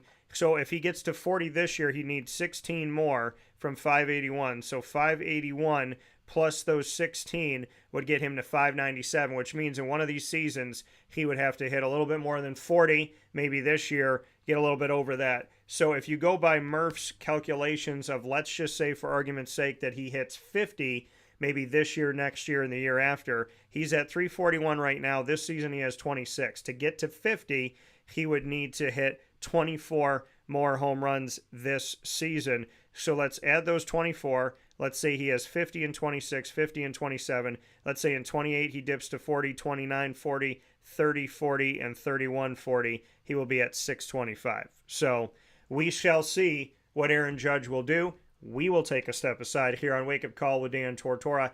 Speaking about can they do it? Can they go the distance? Well, this guy hit the longest putt of all of the U.S. Open over the weekend here for Father's Day in celebration. J.J. Spawn, who is a father, got to celebrate with his two daughters and his wife as he got his first major title.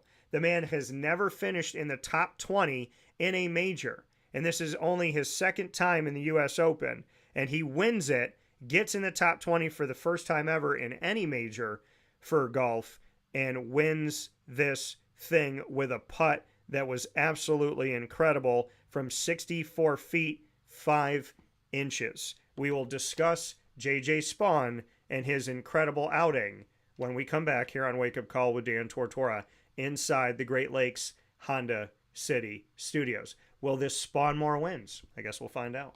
Here's a message from Renee from Bryan's Landing, located on 6523 East Seneca Turnpike in Jamesville, New York. Open Tuesdays and Wednesdays for dinner, Thursday through Saturday for lunch and dinner, and Sundays for brunch.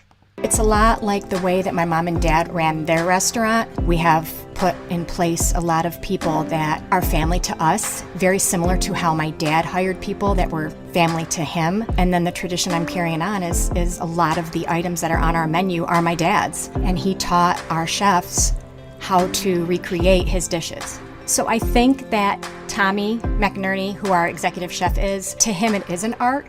And I think that when he does create a dish, it's not just about making the food taste delicious, which is definitely our priority, but it's an art to him, and it's almost like his canvas on a plate where he just wants the colors to look great, and people love it because he takes pride in that. And Bryan and I appreciate that. We want it to obviously look good and taste good.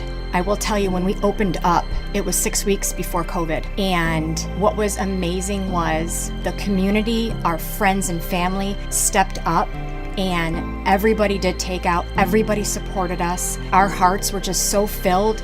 So to Bryan and I, obviously our friends come all the time, and we just have repeat customers in Jamesville, and I think people going to our previous restaurant in Green Lakes are making the trip to come to Bryan's Landing to support us.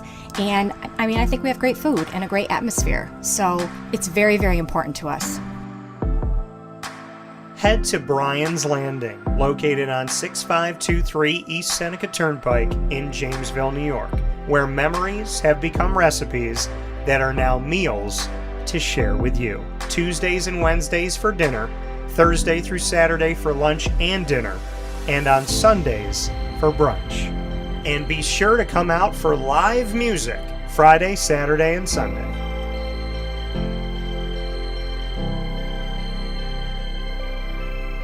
Here is a special message from Brian Bruno, owner of Servomation Refreshments Incorporated. I grew up in the family business, had the experience of working for a national food service company with thousands of employees. And as much as I enjoyed the experience I had, there's something about, owning my own company and being able to change the things I saw wrong with the industry firsthand, which is why I moved back to my hometown in Canastota, New York to launch Servomation. It was back in 2007. When we first started the business in 2007, really you didn't find any machines with credit card readers. There was a lack of variety in machines. You got stuck with basically whatever the vending company wanted to sell that day. There was a lot of inefficiencies in the business, and those were all things that we saw as opportunities, both from a customer level to improve and from an operating level to be more efficient. We've really been at the forefront of introducing retail technology into our space. We were doing self-checkout back in 2009 before it really became a national phenomenon. The whole point of it isn't to just improve the customer experience. It's to make it feel more like a retail environment where people don't have to be afraid of what they're buying behind glass. They don't have to be afraid of not being able to see the ingredients of the packages. It was an easy transaction from that standpoint. If we were to reinvent something, we wanted to make sure what we were making looked and felt more like a deli and not like something that you would traditionally see in a vending machine. I was tired of hearing for years the customers say the wheel of death because the vending machine would circle around with the same tuna salad in it. What we wanted to do was it really change the perception of that food. So allowing customers to touch it, allowing customers to feel the weight of it, allowing customers to see the freshness of it, and also the variety of it really helps them change the perception and ultimately the value of what we bring to them. The point of differentiation you have to make is either in value or the quality. And I think on both of those fronts, Servomation has really, in large part, changed that value system for employees. So they no longer have to worry about bringing their food from home or having to leave their desk during the day and rush out to get back in time for their break to end. We're bringing something that they can count on in their break room every day, and they know it's going to be there, they know it's going to be fresh, and they don't have to worry about it being sold out or something that they don't enjoy. We've also heavily invested in flavored water machines, so you can get a glass of water with a fresh piece of fruit in it, along with bean to cup coffee machines. So there's not a day that goes by we're not surprised when we get customers that call us and say, we didn't know you could do all this. We're really lucky to have a strong group of dedicated employees. Most of our employees have been with us since inception. They're family to us, and people like doing business with people they like and trust. And I think the same thing goes for employees. In a day and an age where there's a lot of corporations that just look at an employee as a number and don't get to know them, that's just not the way I was raised or how I like to do business. So we're a little old-fashioned. We like getting close to our employees. We like knowing how we can help them. We like knowing how we can improve their lives, adjust their schedules, whatever it may be to help improve their quality of life. And we think in the end that makes for a happier employee. We're fortunate enough to have really grown over the last several years, and from Pennsylvania to Massachusetts to Connecticut, we really do have a strong connection, even though we're not in the rooms every day with these employees. There's not one single employee that we feel like we don't know, and certainly we know they can call us at any time, and they're definitely treated as family to us. I wake up every single day really excited to surprise our customers in a good way. The one thing I can tell you is I think that every one of our employees and every one of our customers will continue to be the forefront of every decision we make. Find out how Servomation can help you and your business by going to servomation.com. Welcome back here to Wake Up Call with Dan Tortora, where sports truly meets that thing called life. Inside the Great Lakes Honda City Studios, we are with you Monday through Friday from 9 a.m. to 11 a.m. Eastern Time on YouTube.com and Facebook.com, both /WakeUpCallDT and on WakeUpCallDT.podbean.com. Well, I'm happy to be here this morning to congratulate this man known as J.J. Spaun, an American who won the U.S. Open over the weekend on Father's Day weekend, the 125th U.S. Open to be exact. He did it with a putt. He needed to get it in two. How about one is what you heard on your television when this happened. The man putting Great call by Dan Hicks, by the way. It was awesome. How about one? 64 feet, 5 inches, the longest putt of the entire weekend for the U.S. Open. And like I said before, it was J.J. Spaun's only his second time competing in the U.S. Open. He never had a top 20 finish in a major. And this time he's the champion. He did it in front of his daughters Emerson and Violet and his wife, Melanie. Congratulations to JJ Spaun. And to give you a little bit of background here, of course, the 125th U.S. Open was at Oakmont Country Club, and that is in Pennsylvania. After birdieing the 17th hole to take a one-stroke lead, Spaun made that 64-foot, 5-inch birdie putt on the 18th to secure his victory and defeat Robert McIntyre of Scotland by 2. After Spaun's long putt fell in the cup, he dropped his putter, raised his arms, and gave the crowd a fist pump. He hugged his caddy, Mark Cairns, and later embraced his wife, Melody, and 2 young daughters, as I said, Emerson and Violet. Spaun said he didn't look at the scoreboard as he walked up the 18th fairway because he didn't want to know if he had a 2-stroke lead. Quote, I knew based on what the crowd was saying that I felt like if I 2-putted, I would probably win. But I didn't want to look because I didn't want to play defensive. I didn't want to do anything dumb trying to protect a 3-putt or something.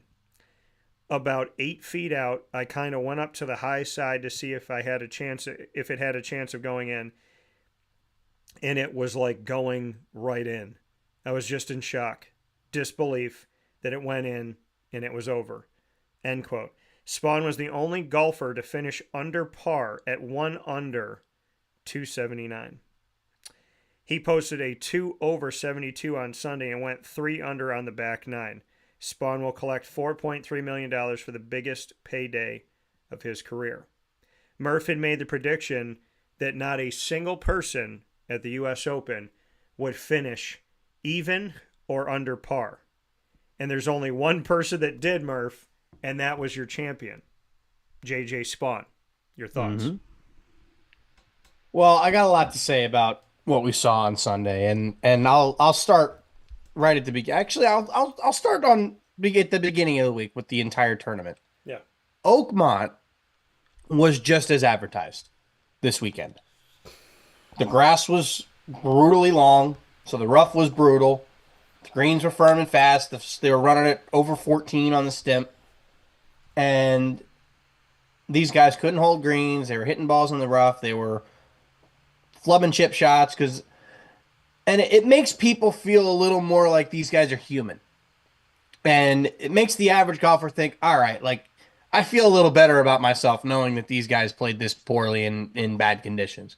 Because we know they can go low at courses in good shape. I mean, not that Oakmont wasn't in good shape. It was just brutally difficult. So ultimately, what we saw out of Oakmont was everything we were expecting. Firm and fast, gnarly rough. And it was doing that, up until Saturday afternoon, when we started to see it get even more, difficult. And the pack was, I believe we finished with 4 guys under par on Saturday. We had, it was Sam Burns, it was Adam Scott, Victor Hovland, and JJ Spaun were all under par as of Saturday. So when they teed off Sunday afternoon, sorry. Sunday afternoon, we saw John Rahm post a great round and had the clubhouse lead for a long time until Scotty Scheffler tied him at 4 over in the clubhouse in, I believe, the 3rd or 4th to last group. So what we saw at the beginning of the round for JJ Spaun was bad break after bad break after bad break. He got brutalized in the rough. He made 4 straight 5s. He hit a ball off the flagstick that literally it bounced, hit the flagstick, and then ripped back like 40 yards. And he ends up making a 5. It was one of the most brutal starts to a round of a U.S. Open final round that I've ever seen. And it wasn't entirely his fault. He just got so many bad breaks. And then finally he makes the turn. We have the rain delay. I believe he was on 11, or he was either on 10 or 11 when we had the rain delay. It was about a 90-minute rain delay. So it softened up the golf course a little bit, but it made the rough even more difficult. Come back after the rain delay, and he starts to light the world on fire. He's not like shooting 6 under from this point going on. But he shot 3 under on the back nine. He went 40-32 to shoot 72.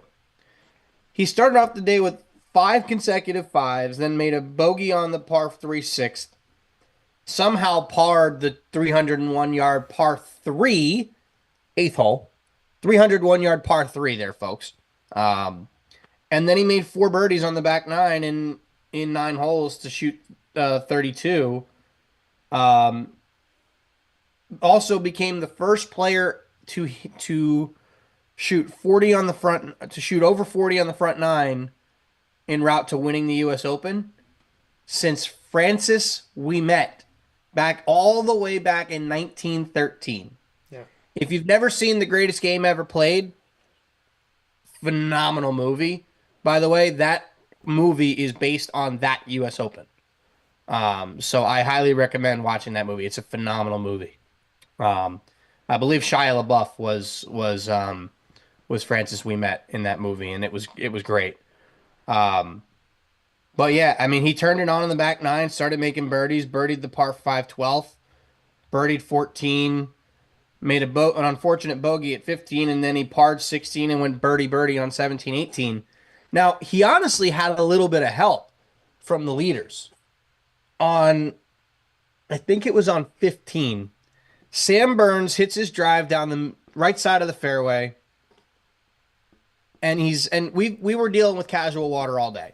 Yeah. So if you don't know the rule, casual water, basically if there is visible standing water where you are hitting, you could take casual water relief, nearest point of complete relief, no penalty. Sam Burns was in a spot where he was in a divot, and there was pretty clearly water coming up as he stepped, as he would swing.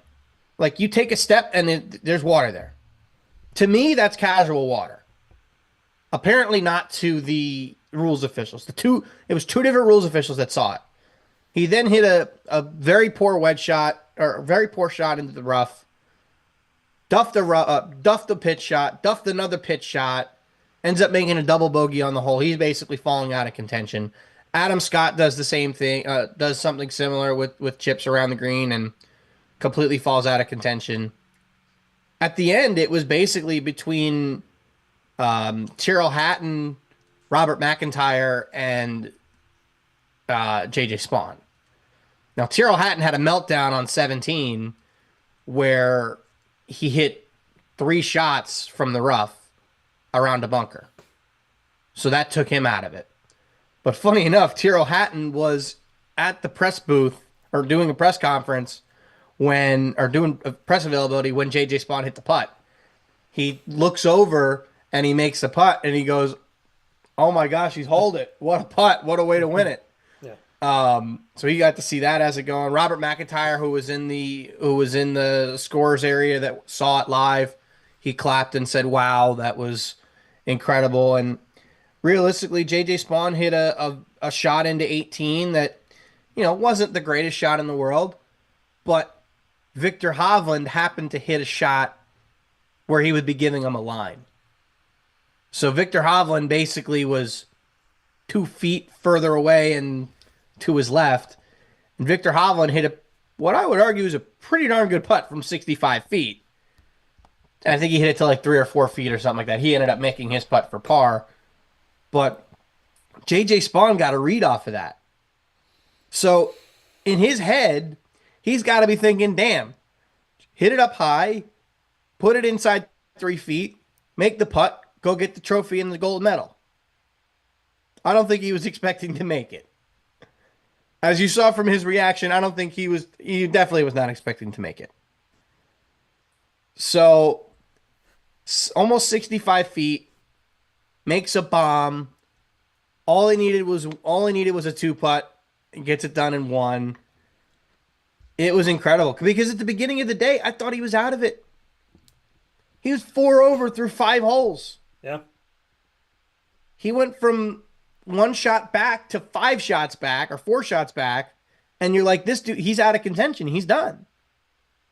Because we saw what happened at the Players when he was in the playoff with Rory McIlroy, and he basically fell apart. But I think that was a learning experience for him because he took it well. He was a gracious loser. You know, still took home a big check from that, but he learned from it. Yeah. You could tell he used that experience at the Players' Championship and the playoff on Monday to come into the final round. He was facing adversity. He battled back, and he goes home with the trophy. Jumps him all the way up to number 8 in the world, and almost guarantees the fact that he will be playing for the United States Ryder Cup team, which I actually think will be a nice addition to the team because the U.S. Ryder Cup team 2 years ago was awful. And I mean awful. Now, they were also managed very poorly by the worst captain in Ryder Cup history, Zach Johnson, but that's besides the point. I think Keegan Bradley's going to do a much better job. So, I huge kudos to JJ Spawn. Not the guy at the beginning of the week I would have expected to be anywhere near the top of the leaderboard. Goes out and wins it. Only guy to finish under par. Only guy to finish at even par or better, for that matter. Nobody else even finished at even par. So it's amazing. It's getting to sit there and watch the whole thing, and I was kind of listening / watching on my drive home, and mostly listening, but hearing the situations that some of these guys were in. I got home, I think Sam Burns and Adam Scott were on 12 when I got home because I left. So we were at my sister's for Father's Day and for her birthday. So I left during the weather delay. So I only missed maybe an hour or so after the rain delay. Yeah. So I got home, got to watch the final few holes, and it was a lot of fun. It really was. Huge congratulations to JJ Spawn. We'll have to wait on the TaylorMade Slam another year, unfortunately. He's a Shrixon guy, but he deserves it. He battled. He was the guy that kind of was just hanging around and ends up getting the job done. So big congratulations to JJ Spawn. Looking forward to watching you in the future. He's going to get to play in his first Open Championship this year. As for winning the U.S. Open, he gets a 5-year exemption on tour. He gets to play in the next 5 versions of all the other majors. So the Masters, the U.S. Open, the PGA, and the Open. He gets a 10-year exemption into the U.S. Open, and he catapults all the way up to number 8 in the world and gets a ton of Ryder Cup points. So like I said, he's almost a shoo-in to be on the Ryder Cup team at this point. Yeah. Exciting day for JJ Spawn. Exciting weekend for JJ Spawn. And to get into this here and to make a note, at 34 years old, he is the first U.S. Open winner to start his final round with 3 consecutive holes over par, according to Elias Sports Bureau. He is only the 5th champion of the U.S. Open to finish birdie on his final 2 holes. And to look at those that finished right behind him, to make a note here, McIntyre was attempting to become the first ever left-handed golfer to win the U.S. Open. He finished 1 over 281. Norway's Victor Hovland, who Murph mentioned here, finished 3rd at 2 over 282. So looking at Spawn and what he did, dealing with the rain, looking at this final putt and having his caddy holding the umbrella, this, like you said, the actual course itself was going to be difficult, you had mentioned. And it was brutal. On top of the rain and everything that went with it, and like you spoke about having standing water, this is an amazing moment for him, for JJ Spawn, to overcome the elements and overcome history. And according to some people that were speaking during the U.S. Open that were commentating, to overcome his own mind, to overcome how hard he was on himself, to overcome how he allegedly had spoken to himself on courses in the past. And we talk about mental health, the importance of mental health, and the importance of speaking positively to yourself. How you talk to yourself is how you're going to view yourself. How you view yourself is how you're going to live.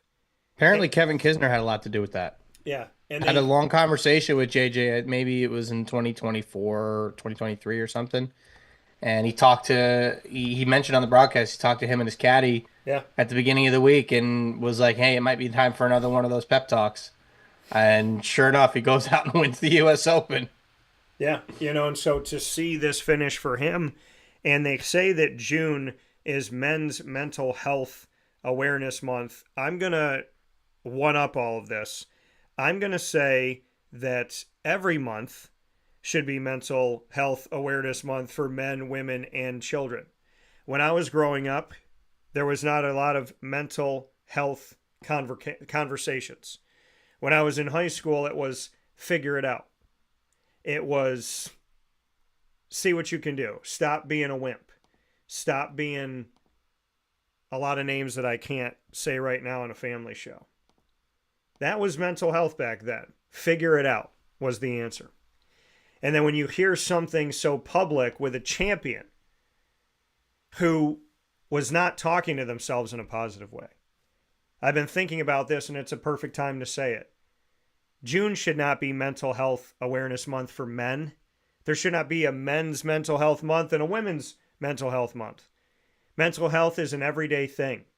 And even if you have the best of life, even if you have the best things going on in your life, even if you have your health and your safety and your happiness and your loved ones are well, and you got the job you want, you're married, you got kids, whatever it may be, we all have moments where we negative talk ourselves.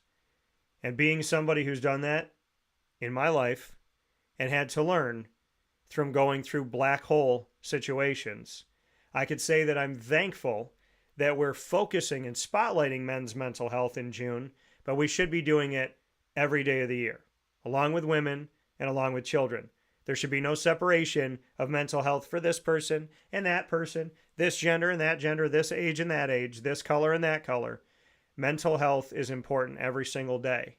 And to see somebody win is a beautiful thing. To see him have his first is a beautiful thing.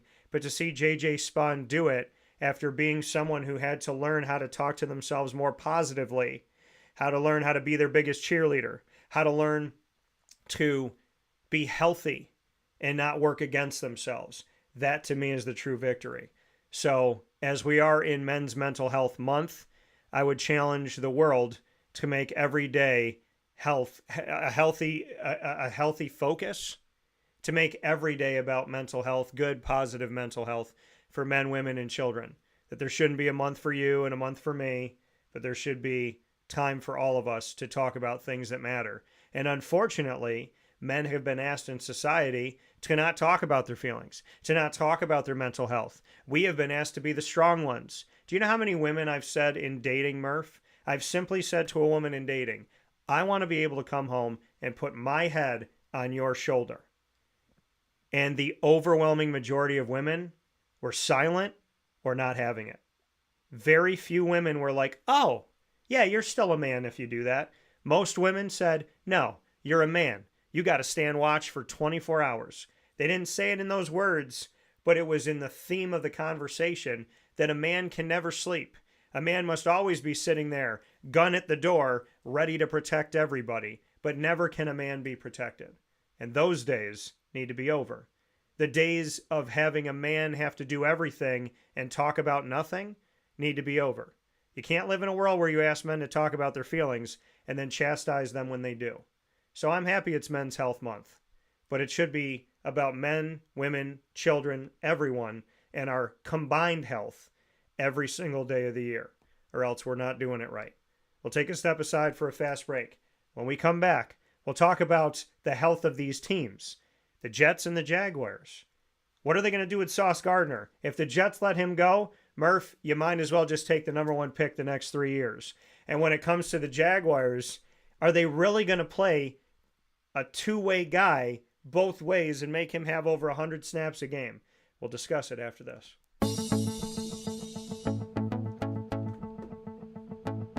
Avicoli's, located on the corner of Route 57 and Wetzel Road in Liverpool, New York, has been your trusted neighbor for decades. Located just steps from Liverpool High School, we're happy to have the Liverpool Warriors on-site, on-location broadcast at Avicoli's through Wake Up Call with Dan Tortora every single month, featuring student athletes, coaches, and administration throughout the year from Liverpool High School. Head out to Avicoli's today on the corner of Route 57 and Wetzel Road in Liverpool, New York, open Tuesday through Sunday for lunch, dinner, and drinks. We'd love to see you out there, and of course you can call them at 315-622-5100 for takeout, delivery, and catering. That's 315-622-5100, and also find them on myavicolis.com. That's myavicollis.com.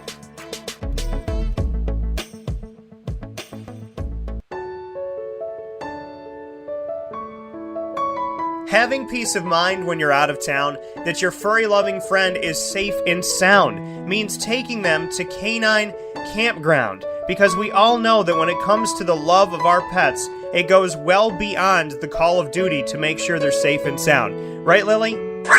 So take a ride to 242 Johnson Street in East Syracuse, New York, and see Canine Campground and where your dog will be staying in the classic cabin, the executive cabin, the grand cabin, or of course the luxury cabin, because if you know Lily, you know she loves luxury. Now you don't have to wait to the last minute to find a family member or a friend that'll take your dog for a few days.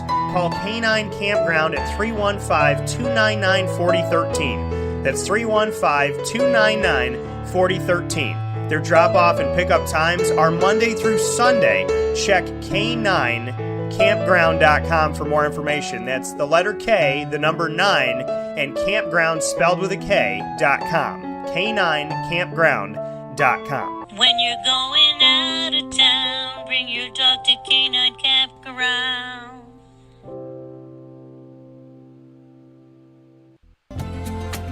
Looking for your next ride? Look no further than Great Lakes Honda City, located on 7140 Henry Clay Boulevard in Liverpool, New York. Serving our community for decades, their new and pre-owned vast array of vehicles are available to you Monday through Saturday on site. To search from home, shop at GreatLakesHondaCity.com. Call 315-365-5576 to set up an appointment. That's 315-365-5576 for Great Lakes Honda City, 7140 Henry Clay Boulevard in Liverpool, New York. Great cars, great people, Great Lakes.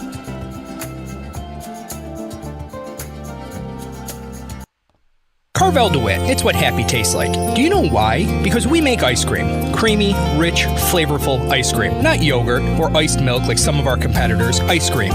Fresh, by hand, daily. For the calorie conscious, we have something new for you. Our new Carvelite. Same great flavor, creaminess, and texture of our regular ice cream with only 35 calories an ounce. So whether you want an ice cream cake, flying saucer, dasher, carvalanche, hard or soft ice cream, we will satisfy your craving with our fresh, handmade regular or new Carvelite ice cream. Carvel DeWitt. It's what happy tastes like.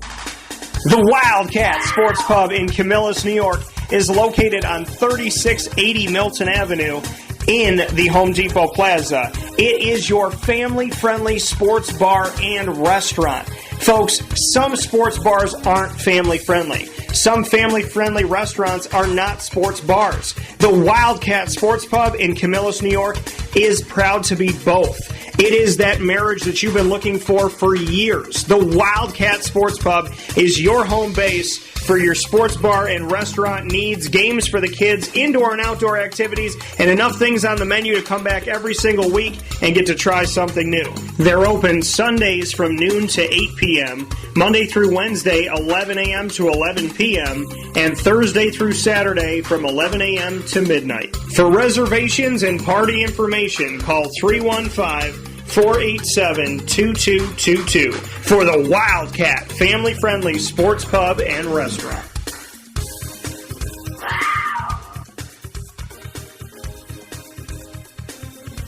GG Cards and Breaks. Like, comment, subscribe. GG Cards and Breaks coming to you on 639 Delmar Place in Syracuse, New York is your one-stop sports card and trading card shop. Find GG Cards and Breaks open Tuesday through Saturday from 10 to 6, Sundays from 10 to 5.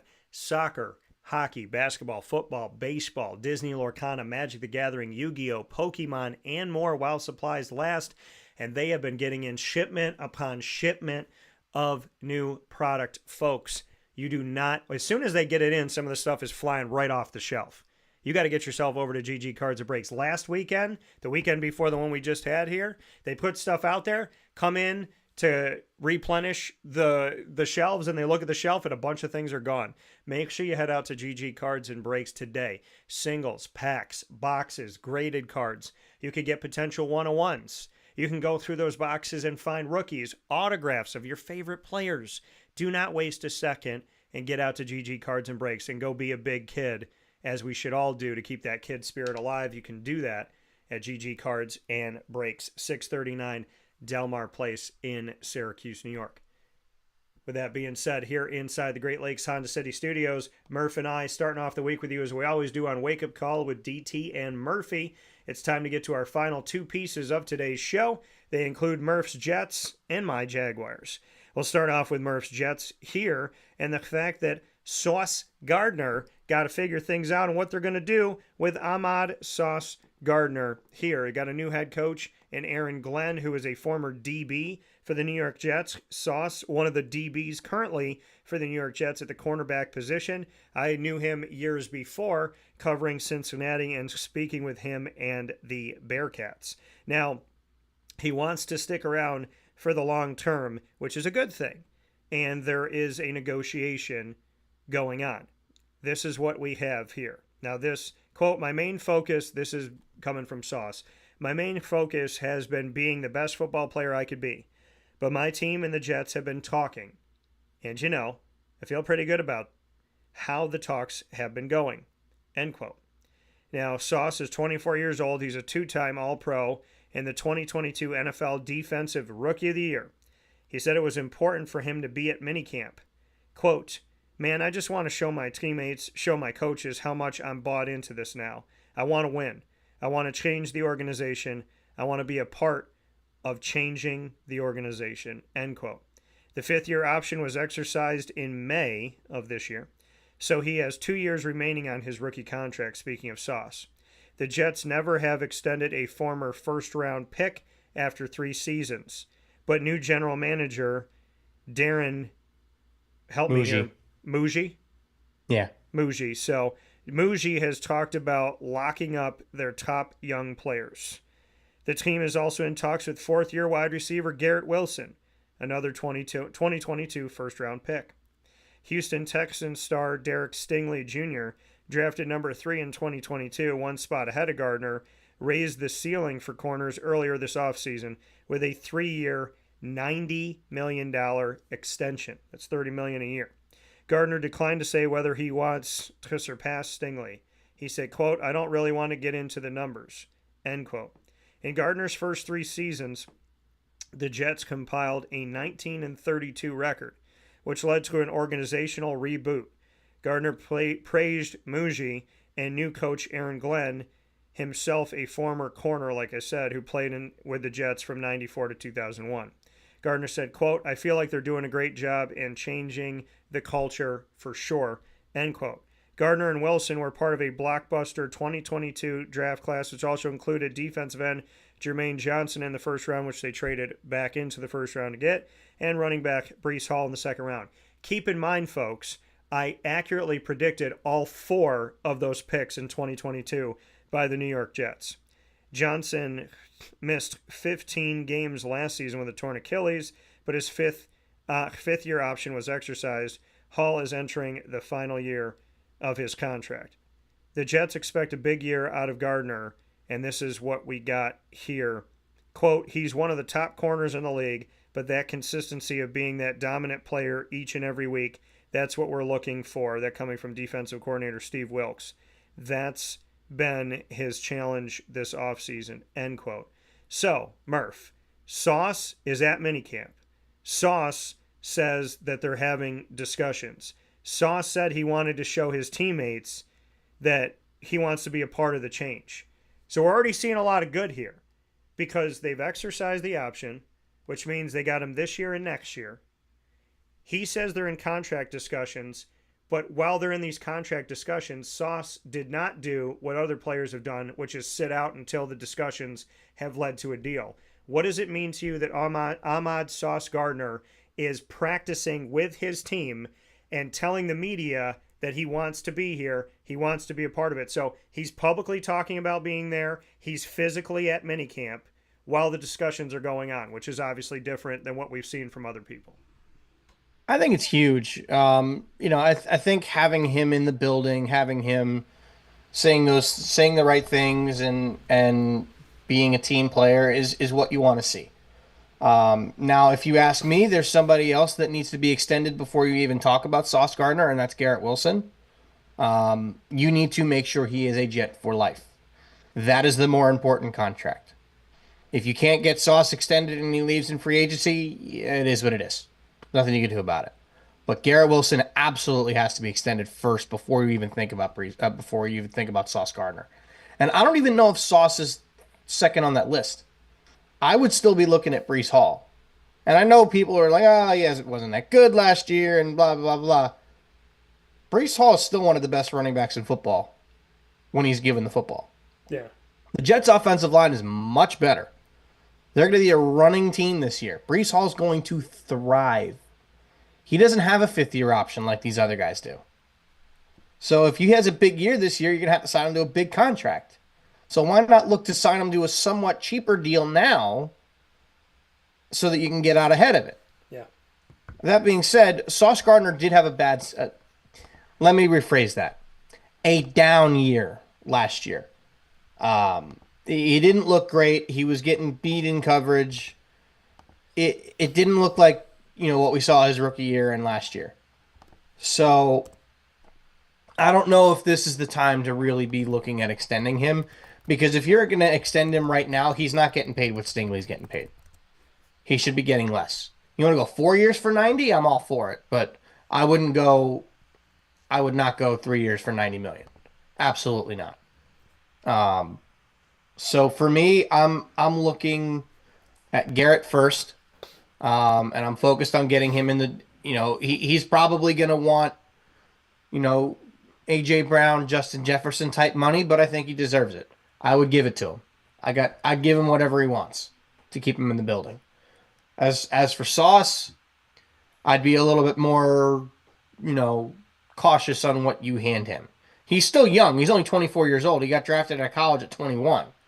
So he's still a young player. You can give him a 4-year deal and only be 28 by the time he comes out of the deal. Well, technically 30 because it would be an extension on the 2 years. So realistically, what I want to see is continuing to do what he's doing. Let the money people talk about money. You just show up and do your job, and he's doing that so far. Yeah.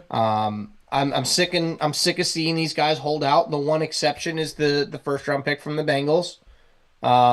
His name escapes me for some reason, but what the Bengals are trying to do to him is completely unfair, and I don't blame him for holding out on that one. They're trying to put clauses into the contract where and rookie contracts are fully guaranteed. Fully guaranteed. They're trying to put a clause into the contract that if he were to get hurt and miss time, he doesn't get paid. Yeah.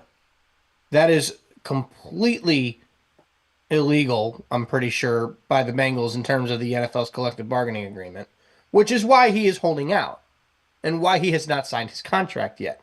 And I don't blame him. I wouldn't be shocked if the NFL has to intervene and say, listen, figure this thing out, because you're not putting those clauses into the contract. Because it's not the money. It's the fine print that they're concerned about. So they need to sort that stuff out. And I do genuinely feel bad for that kid. I do. So I guess we'll see what happens with them. But, let's talk let's see what, I'll give you a second. Let's talk about what the Jags have planned for Travis Hunter. Yeah, so Travis Hunter, it's obviously he's a two-way player. He's a wide receiver and a corner. He is a Heisman Trophy winner of this past season. Here's the impressions that he's given so far, and there's a bunch of different impressions here. that he has left with people. So from receiver Diami Brown, who comes over from the Commanders, he said, quote, "Oh man, completely honest, boy, you dance a lot." Well, nah, that's just him being him, and I love that he's going to always be himself, and he wants to be better at the end of the day. He asks a lot of questions. He wants to understand, so I appreciate that, end quote. Quarterback Trevor Lawrence said, quote, "He has a lot of juice. He can run all day, has a lot of energy.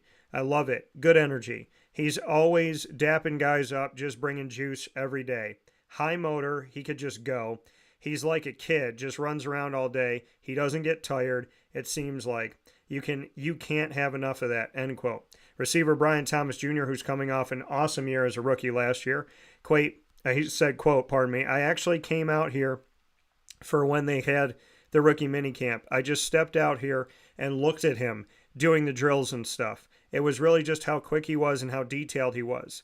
While he might have gotten a drill wrong or something, and he was just hopping back in line and got right back at it and trying to find ways to do it right and find ways to be the best that he could be," end quote. So running back Travis Etienne Jr., who they're trying to figure out what's going to go on in his future, he said, quote, "I feel like his energy is just very contagious. That was my first initial thought. Just what he do to have that kind of energy. He's just always around here dancing, bouncing around. He doesn't care if it is 80 degrees or 100 degrees. He's just going to do his dance, and that's what I love about him," end quote. Defensive backs coach Anthony Perkins said, quote, "As you're going through the draft process, you've got a pretty good idea of who he is as a player. Fluid athlete, got a great burst, just super athletic, great body control, tremendous ball skills. And then when you start plugging him in on defense at corner, even though he doesn't know everything, you see all those traits that you expect to start to show up. And so it's been exciting. Like I said, I'm fired up that we get to have him, we get to use him," end quote. So just a lot of great things coming out of here. From the defensive side, from the offensive side, the excitement of what he could be. And it's just funny here that what are the Jaguars saying? That he's dancing, that he's having a good time. What's head coach? And we know that he danced when he got drafted. So what is the new head coach saying of this team? Head coach Liam Cohen, who comes over from the Bucs. Quote, "I think he's physically grown. We had the weight room goals and accomplishments this spring, and he was up there with some of the guys who have put on the most muscle mass since getting here.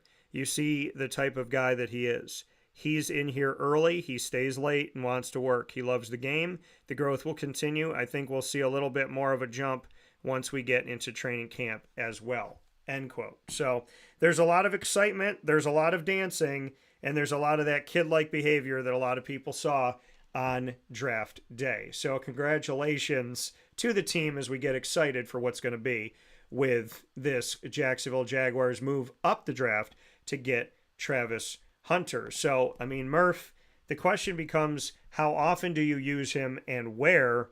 But the excitement is that not a lot of people, not a lot of teams can boast of this.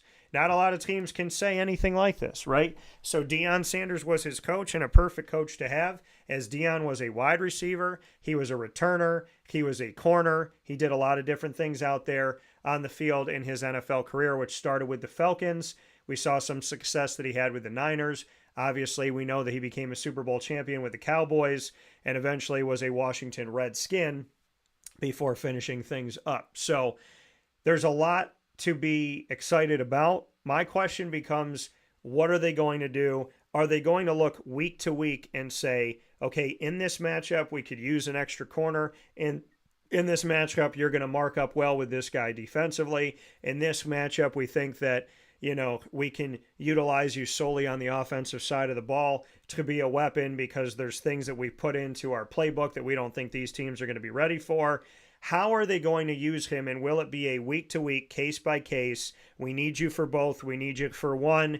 We need to plug and play you in these. Now, I think the secondary is where they have more issues than it is at wide receiver, but they've also lost some wide receivers. They lost Evan Engram.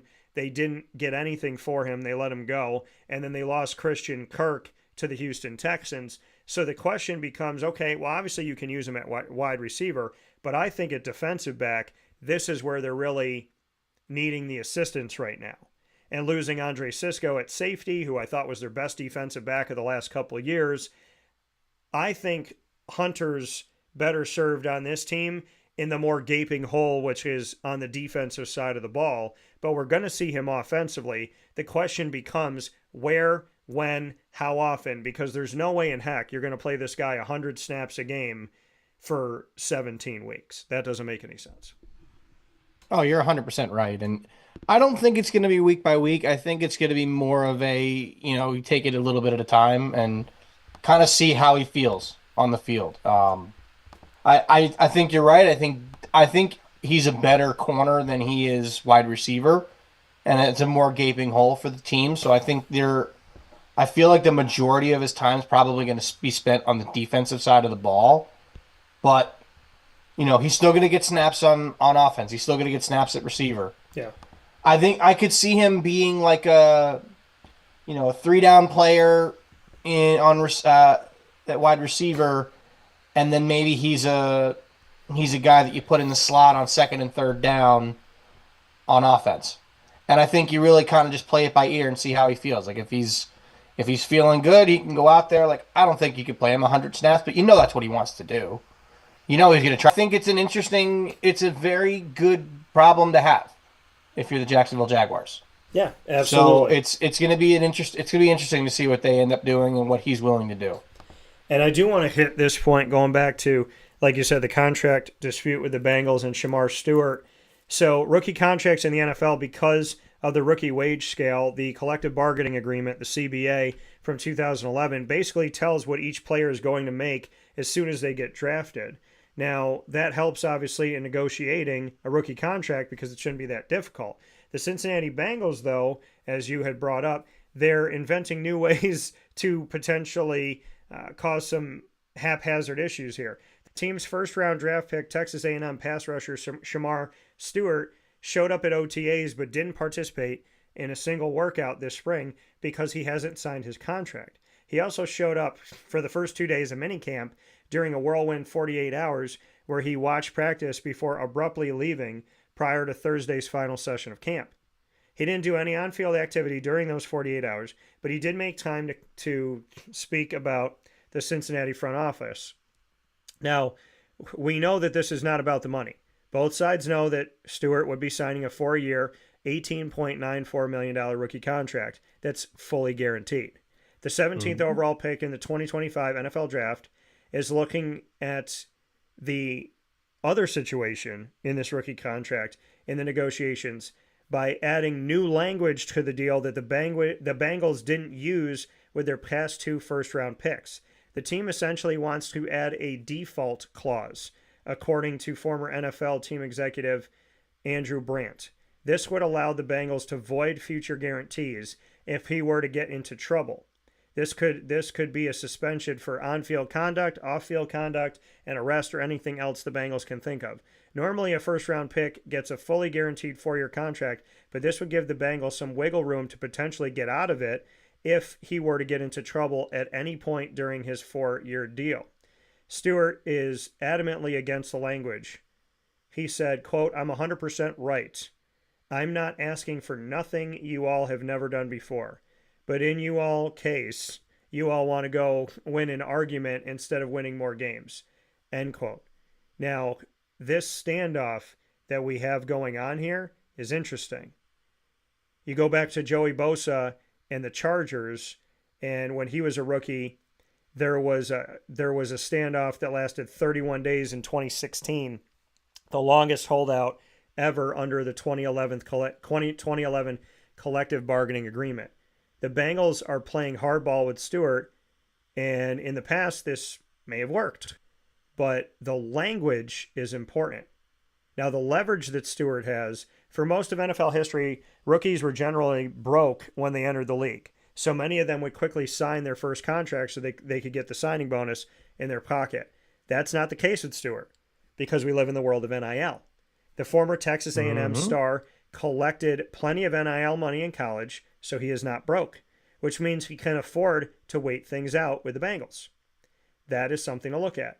Stewart is the prototype of the money and player empowerment that swept up college football recruiting, and college football now has fully arrived at the NFL. He was a high-profile recruit when he was a sophomore in Florida, debuting as the number 1 overall prospect in the class of 2022. In the early rankings, he finished number 9 overall. Now, that is something to look at, is the fact that he has this NIL money, depending on how much he hasn't spent. There's also this really interesting thing, Murph, that I didn't know about. He could re-enter the NFL draft. If Stewart doesn't sign his contract and he doesn't play football at all in 2025, he can re-enter the NFL draft in 26. If he went that route, it would mean that any team could draft him next year except for the Cincinnati Bengals. If a player were to successfully pull off a power move like this, it could throw a wrench into the future of the draft. It would set up potential situations where a player could sit out if he got drafted by a team he didn't want to play for. Stewart would essentially have until November to make a decision on this. He's allowed to sign his rookie contract until the Tuesday following Week 10. If he doesn't sign it by that date, then he's not allowed to play in 2025. There's also upside to the strategy. If Stewart went undrafted in 2026, maybe his situation with the Bengals scares teams away, that he would become an undrafted free agent following the 2026 draft, which I don't think would happen. Now, he can ask for a trade. If the Bengals won't give him the contract language he wants, then he could ask for a trade. Now, there is a unique deadline in place for any team that wants to trade a rookie. A deal has to be made at least 30 days before the start of the regular season. So a decision would have to be made here by August 5th or August 8th.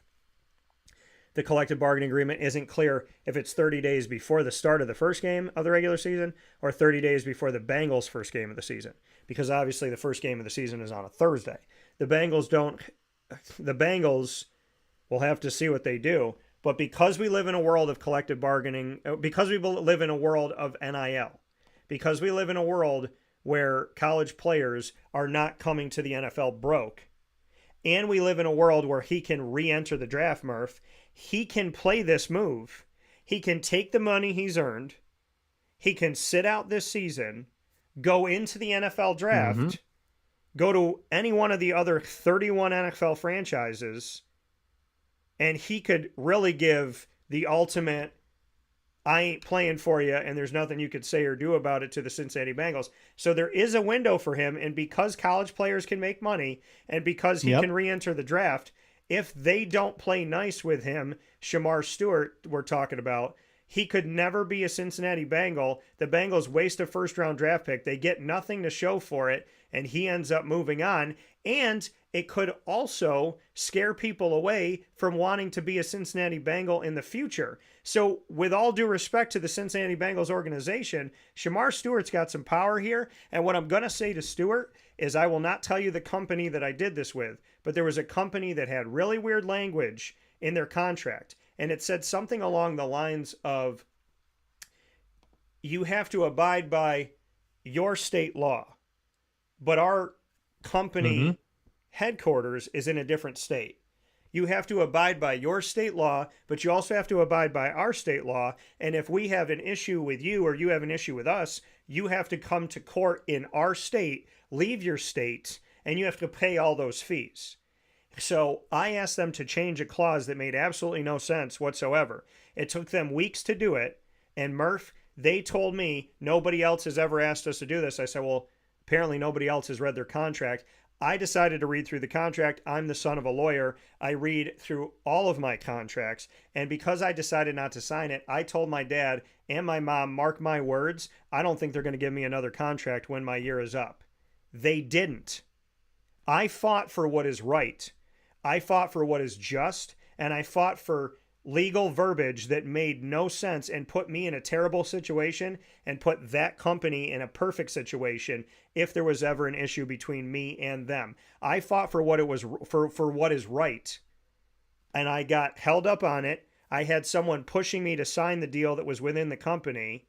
So they're trying to strong-arm me to sign the deal, telling me that I'm ruffling feathers potentially. I did not get a renewal of the contract. So think about all of that. So Stewart, I understand you better than most because I also stood up for verbiage in a contract. I stood up for protecting myself and for standing up for what is right. And apparently the business did not like that I did that, and they did not see me long-term because I did what was right by myself in that situation. So what I would tell Stewart to do, save your money, keep your positioning, fight for verbiage that makes sense to you, and do not let them strong arm you into signing a contract, because 100%. I 100% can go back to that day, and I told my parents, mark my words, they will not re-sign me because I stood up for myself, but if I had to do it a million times again, I would always stand up for myself. As you should. As you should. And is he allowed to like go play like Arena League or something like that while he's, or is he not allowed to play at all, essentially? I'm not sure what it is on the outside of this. I know he can't UFL's play in the NFL, over. but yeah. Yeah, like and he can't go back to college either because he was drafted. Yeah. I don't think. Yeah, so no, he can't. I mean, he signed an agent, he went into the draft. So he's not going back. He's not going back to college, but he can sit out this year. He can become a 2026 draft prospect. He could get drafted higher. He could end up making more money. And Cincinnati can end up looking really friggin' stupid. And what is this? And by the way, either precedent that comes of this, if he sits out and goes into the draft, that's a precedent.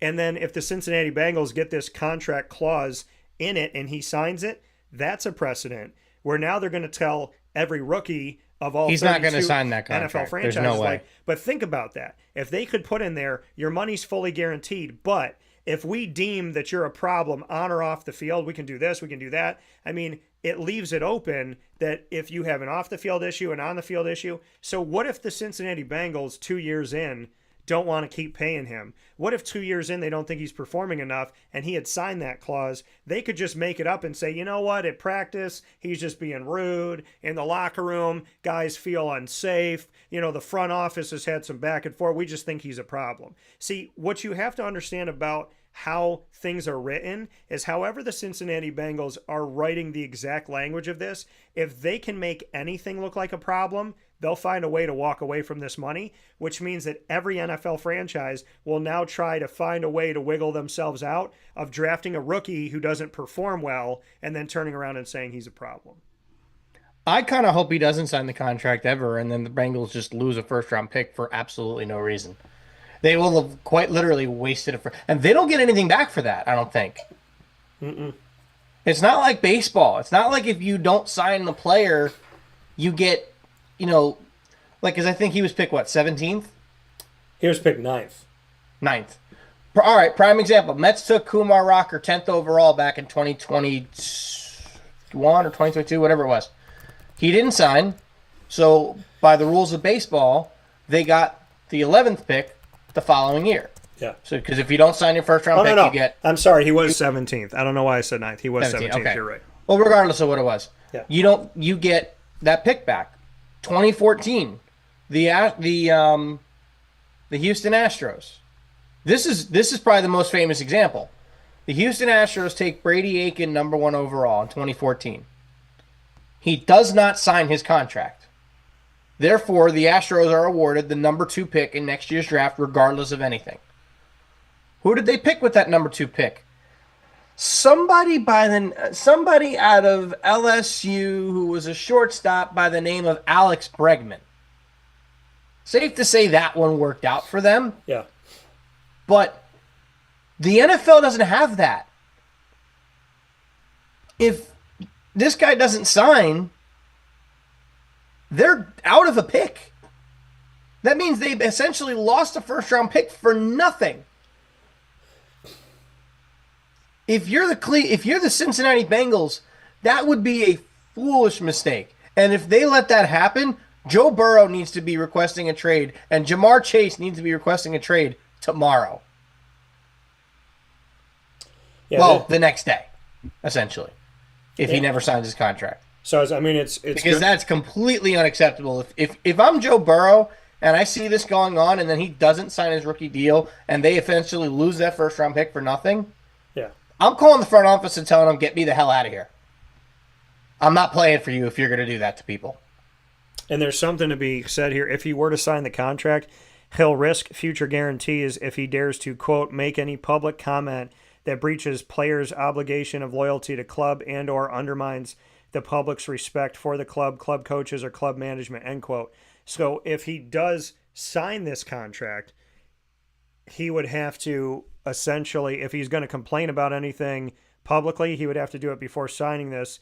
So think about this. Once you're under contract, Well, he's not going to sign it with whatever those details Well, are in it. And here's the crazy It's not going to thing. happen. Once you're under contract, the Bengals will be squatting on your First Amendment rights. Think about that. You have the freedom of speech, but signing a contract, if you are to speak out against your team publicly, you could actually be affected in a negative way. So by signing your contract and then complaining about the club to the public, you would actually pay a fine for your First Amendment right of freedom of speech. So just keep in mind, folks, again, contracts can be written however they want. They could take away your First Amendment rights. They could take away any rights of yours. If you sign it, you're giving it up. Again, how do I sign a contract that says you have to abide by your state law, but in this case, you have to abide by our state law, and then if there's a trial and you go up against us, you have to come to our state and go purely by our state law, even though you live in this. None of that made any sense. It was an entire paragraph in a contract they asked me to sign that made no sense. And my dad, being a lawyer, he goes, get it out of there. And I waited weeks, and I did. I had people call me, hey, Dan, why are you not signing the contract? Why are you holding us up? Why are you doing this? It's not a big deal. Nobody ever asked us about this. Nobody's ever cared about this. And I'm sitting here saying to myself, it doesn't make any sense. So just take it out. And the longer I pushed for them to take it out and the longer it took, the more I realized I'm not going to be working with this business very long. I might have this 1 year and that's it. So, Stuart, I would tell you, as I said before, stick up for your rights, stick up for what makes sense, stick up for what's important to you, and do not allow this team to strong arm you, threaten you, or push you into something that does not make sense. Because depending on the language of the contract, they can make anything look like he is not abiding by team rules. And if they put a vague thing in here, not like, okay, like if it says, hey, if you're arrested, we can do this, that's one thing. But to turn around, that's a different story. But to turn around and say, hey, on the field, off the field, you're a problem. On the field, off the field, you've caused this issue. They can write anything that how they want to write it. And depending on how they write it, he could be late to practice and they could say, oh, you know what? He's a detriment to the team. Going to have to take that money. So, and what if he was late to practice because there was traffic, because there was a riot? What if he was late to practice because somebody in his family was having surgery? What if he was late to practice because his house got burglarized? I mean, again, the actual verbiage of a contract is incredibly important. Why do you think so many companies write contracts of words you've never seen before? Because if you don't understand it, you might not know how to fight it. So understand that the verbiage of this contract, of any contract, is incredibly important, and let Shamar Stewart and the Cincinnati Bengals be an example of reading your contracts, knowing what you're signing, and not signing something that doesn't feel right. So, Stewart, I'm going to side with you, and I'm going to tell you flat out, be a professional in public, be a professional in private, handle your business like a man, and understand that you have options. Don't ever let the Cincinnati Bengals or anybody in life make you feel like the only option is to sign something that you do not agree with that puts you in a place where you can be in danger. Yeah, 100%. That's where I'm living, and that's what I'm saying, and that's how I have lived. With that being said, DT and Murphy starting off your week on Wake Up Call. We will see Murph next Monday, as always. And Murph, as always, we appreciate your time, appreciate you for being here, and thank you for your expertise in the world of sports and in speaking about life. And I look forward to talking with you soon. Yes, sir, my friend. That coming from Brendan Murphy one more time here on Wake Up Call with Dan Tortora, where sports meets life. We would like to tell you to have a fantastic week. And God willing, we'll be with you all week long right here on Wake Up Call on youtube.com and facebook.com. Be with us, and we'll be with you throughout the week, up and down the East Coast, the Midwest, the West Coast, and all around the globe here on Wake Up Call with Dan Tortora, where sports truly meets that thing called life. And of course, once we go live, you'll find us in the archive on Amazon Music, Audible, iHeartRadio, iTunes, and Apple Podcasts, Player FM, Podbean, Podchaser.com, Podvine, Spotify, TuneIn, and YouTube. All you have to do is search Wake Up Call with Dan Tortora, or one word, Wake Up Call DT to find us on any one of these avenues, and we appreciate every single person who has subscribed and followed us for free on these channels. A big time thanks to Brooklyn Pickle and Southern Pines, who is with us in our series that we call In a New York Minute, where I provide a minute of inspirational advice to you all around the world. Brooklyn Pickle, 1788 Old Morganton Road in Southern Pines, North Carolina. Go and see them today and make sure you let them know that Wake Up Call sent you. They are just minutes from Pinehurst Golf Course, which the PGA knows all too well. Many thanks to our incredible team of partners in Central and Upstate New York, Great Lakes Honda City, Carvel DeWitt, the Wildcat Sports Pub, GG Cards and Breaks, Servomation, Ma and Pa's, the snack capital of the world, Avicoli's, Mother's Cupboard, Canine Camp Dog Daycare, Chick-fil-A Cicero, Pizza Man, Brian's Landing, and of course we are the exclusive multimedia marketing partner of your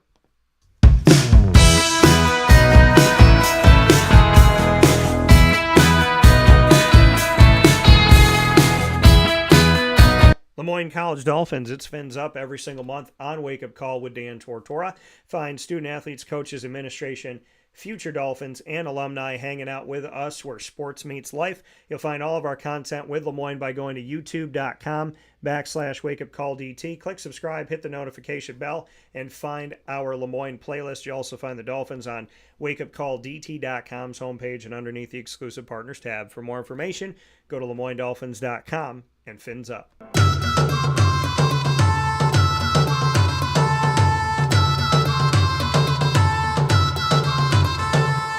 The Bryan and Stratton College Bobcats of Syracuse are exclusive multimedia marketing partners with Wake Up Call with Dan Tortora. Find your Bobcats every single month with student athletes, coaches, administration, and alumni joining me right here where sports meets life on Wake Up Call and what we call the Bobcat Buzz. And you will find all of our content on youtube.com/wakeupcalldt. Click subscribe, hit the notification bell, and find the BSC Syracuse playlist. The Bobcats are also on wakeupcalldt.com's homepage and underneath the exclusive partners tab. For more information, go to syracuse.bscbobcats.com and go Bobcats.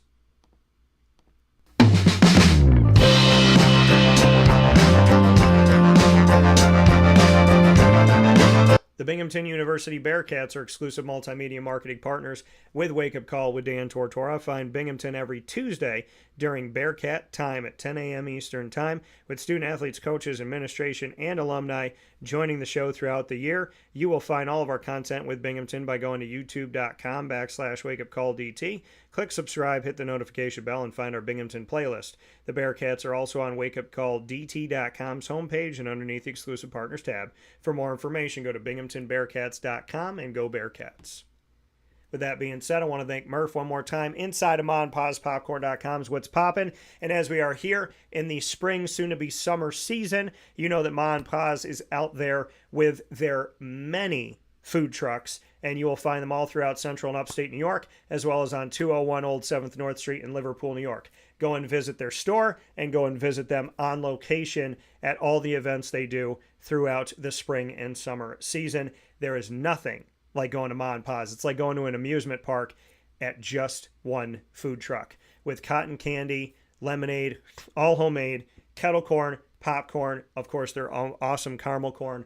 Shout out to my G-Mama in heaven, who I believe would love their caramel corn, and so much more, including their funnel cakes and their deep fried Oreos. You'll find it all at Ma and Pa's, and make sure you let them know that DT sent you. 201 Old 7th North Street in Liverpool, New York. Facebook at Wake Up Call DT, X at Call DT, Instagram at Wake Up Call _DT. From the Great Lakes Honda City Studios, I would love to tell you one more time on behalf of Murph and I to have a beautiful day. God bless, no stress, do your best, take care, and remember to take care of yourself and to be kind to each other. Be well.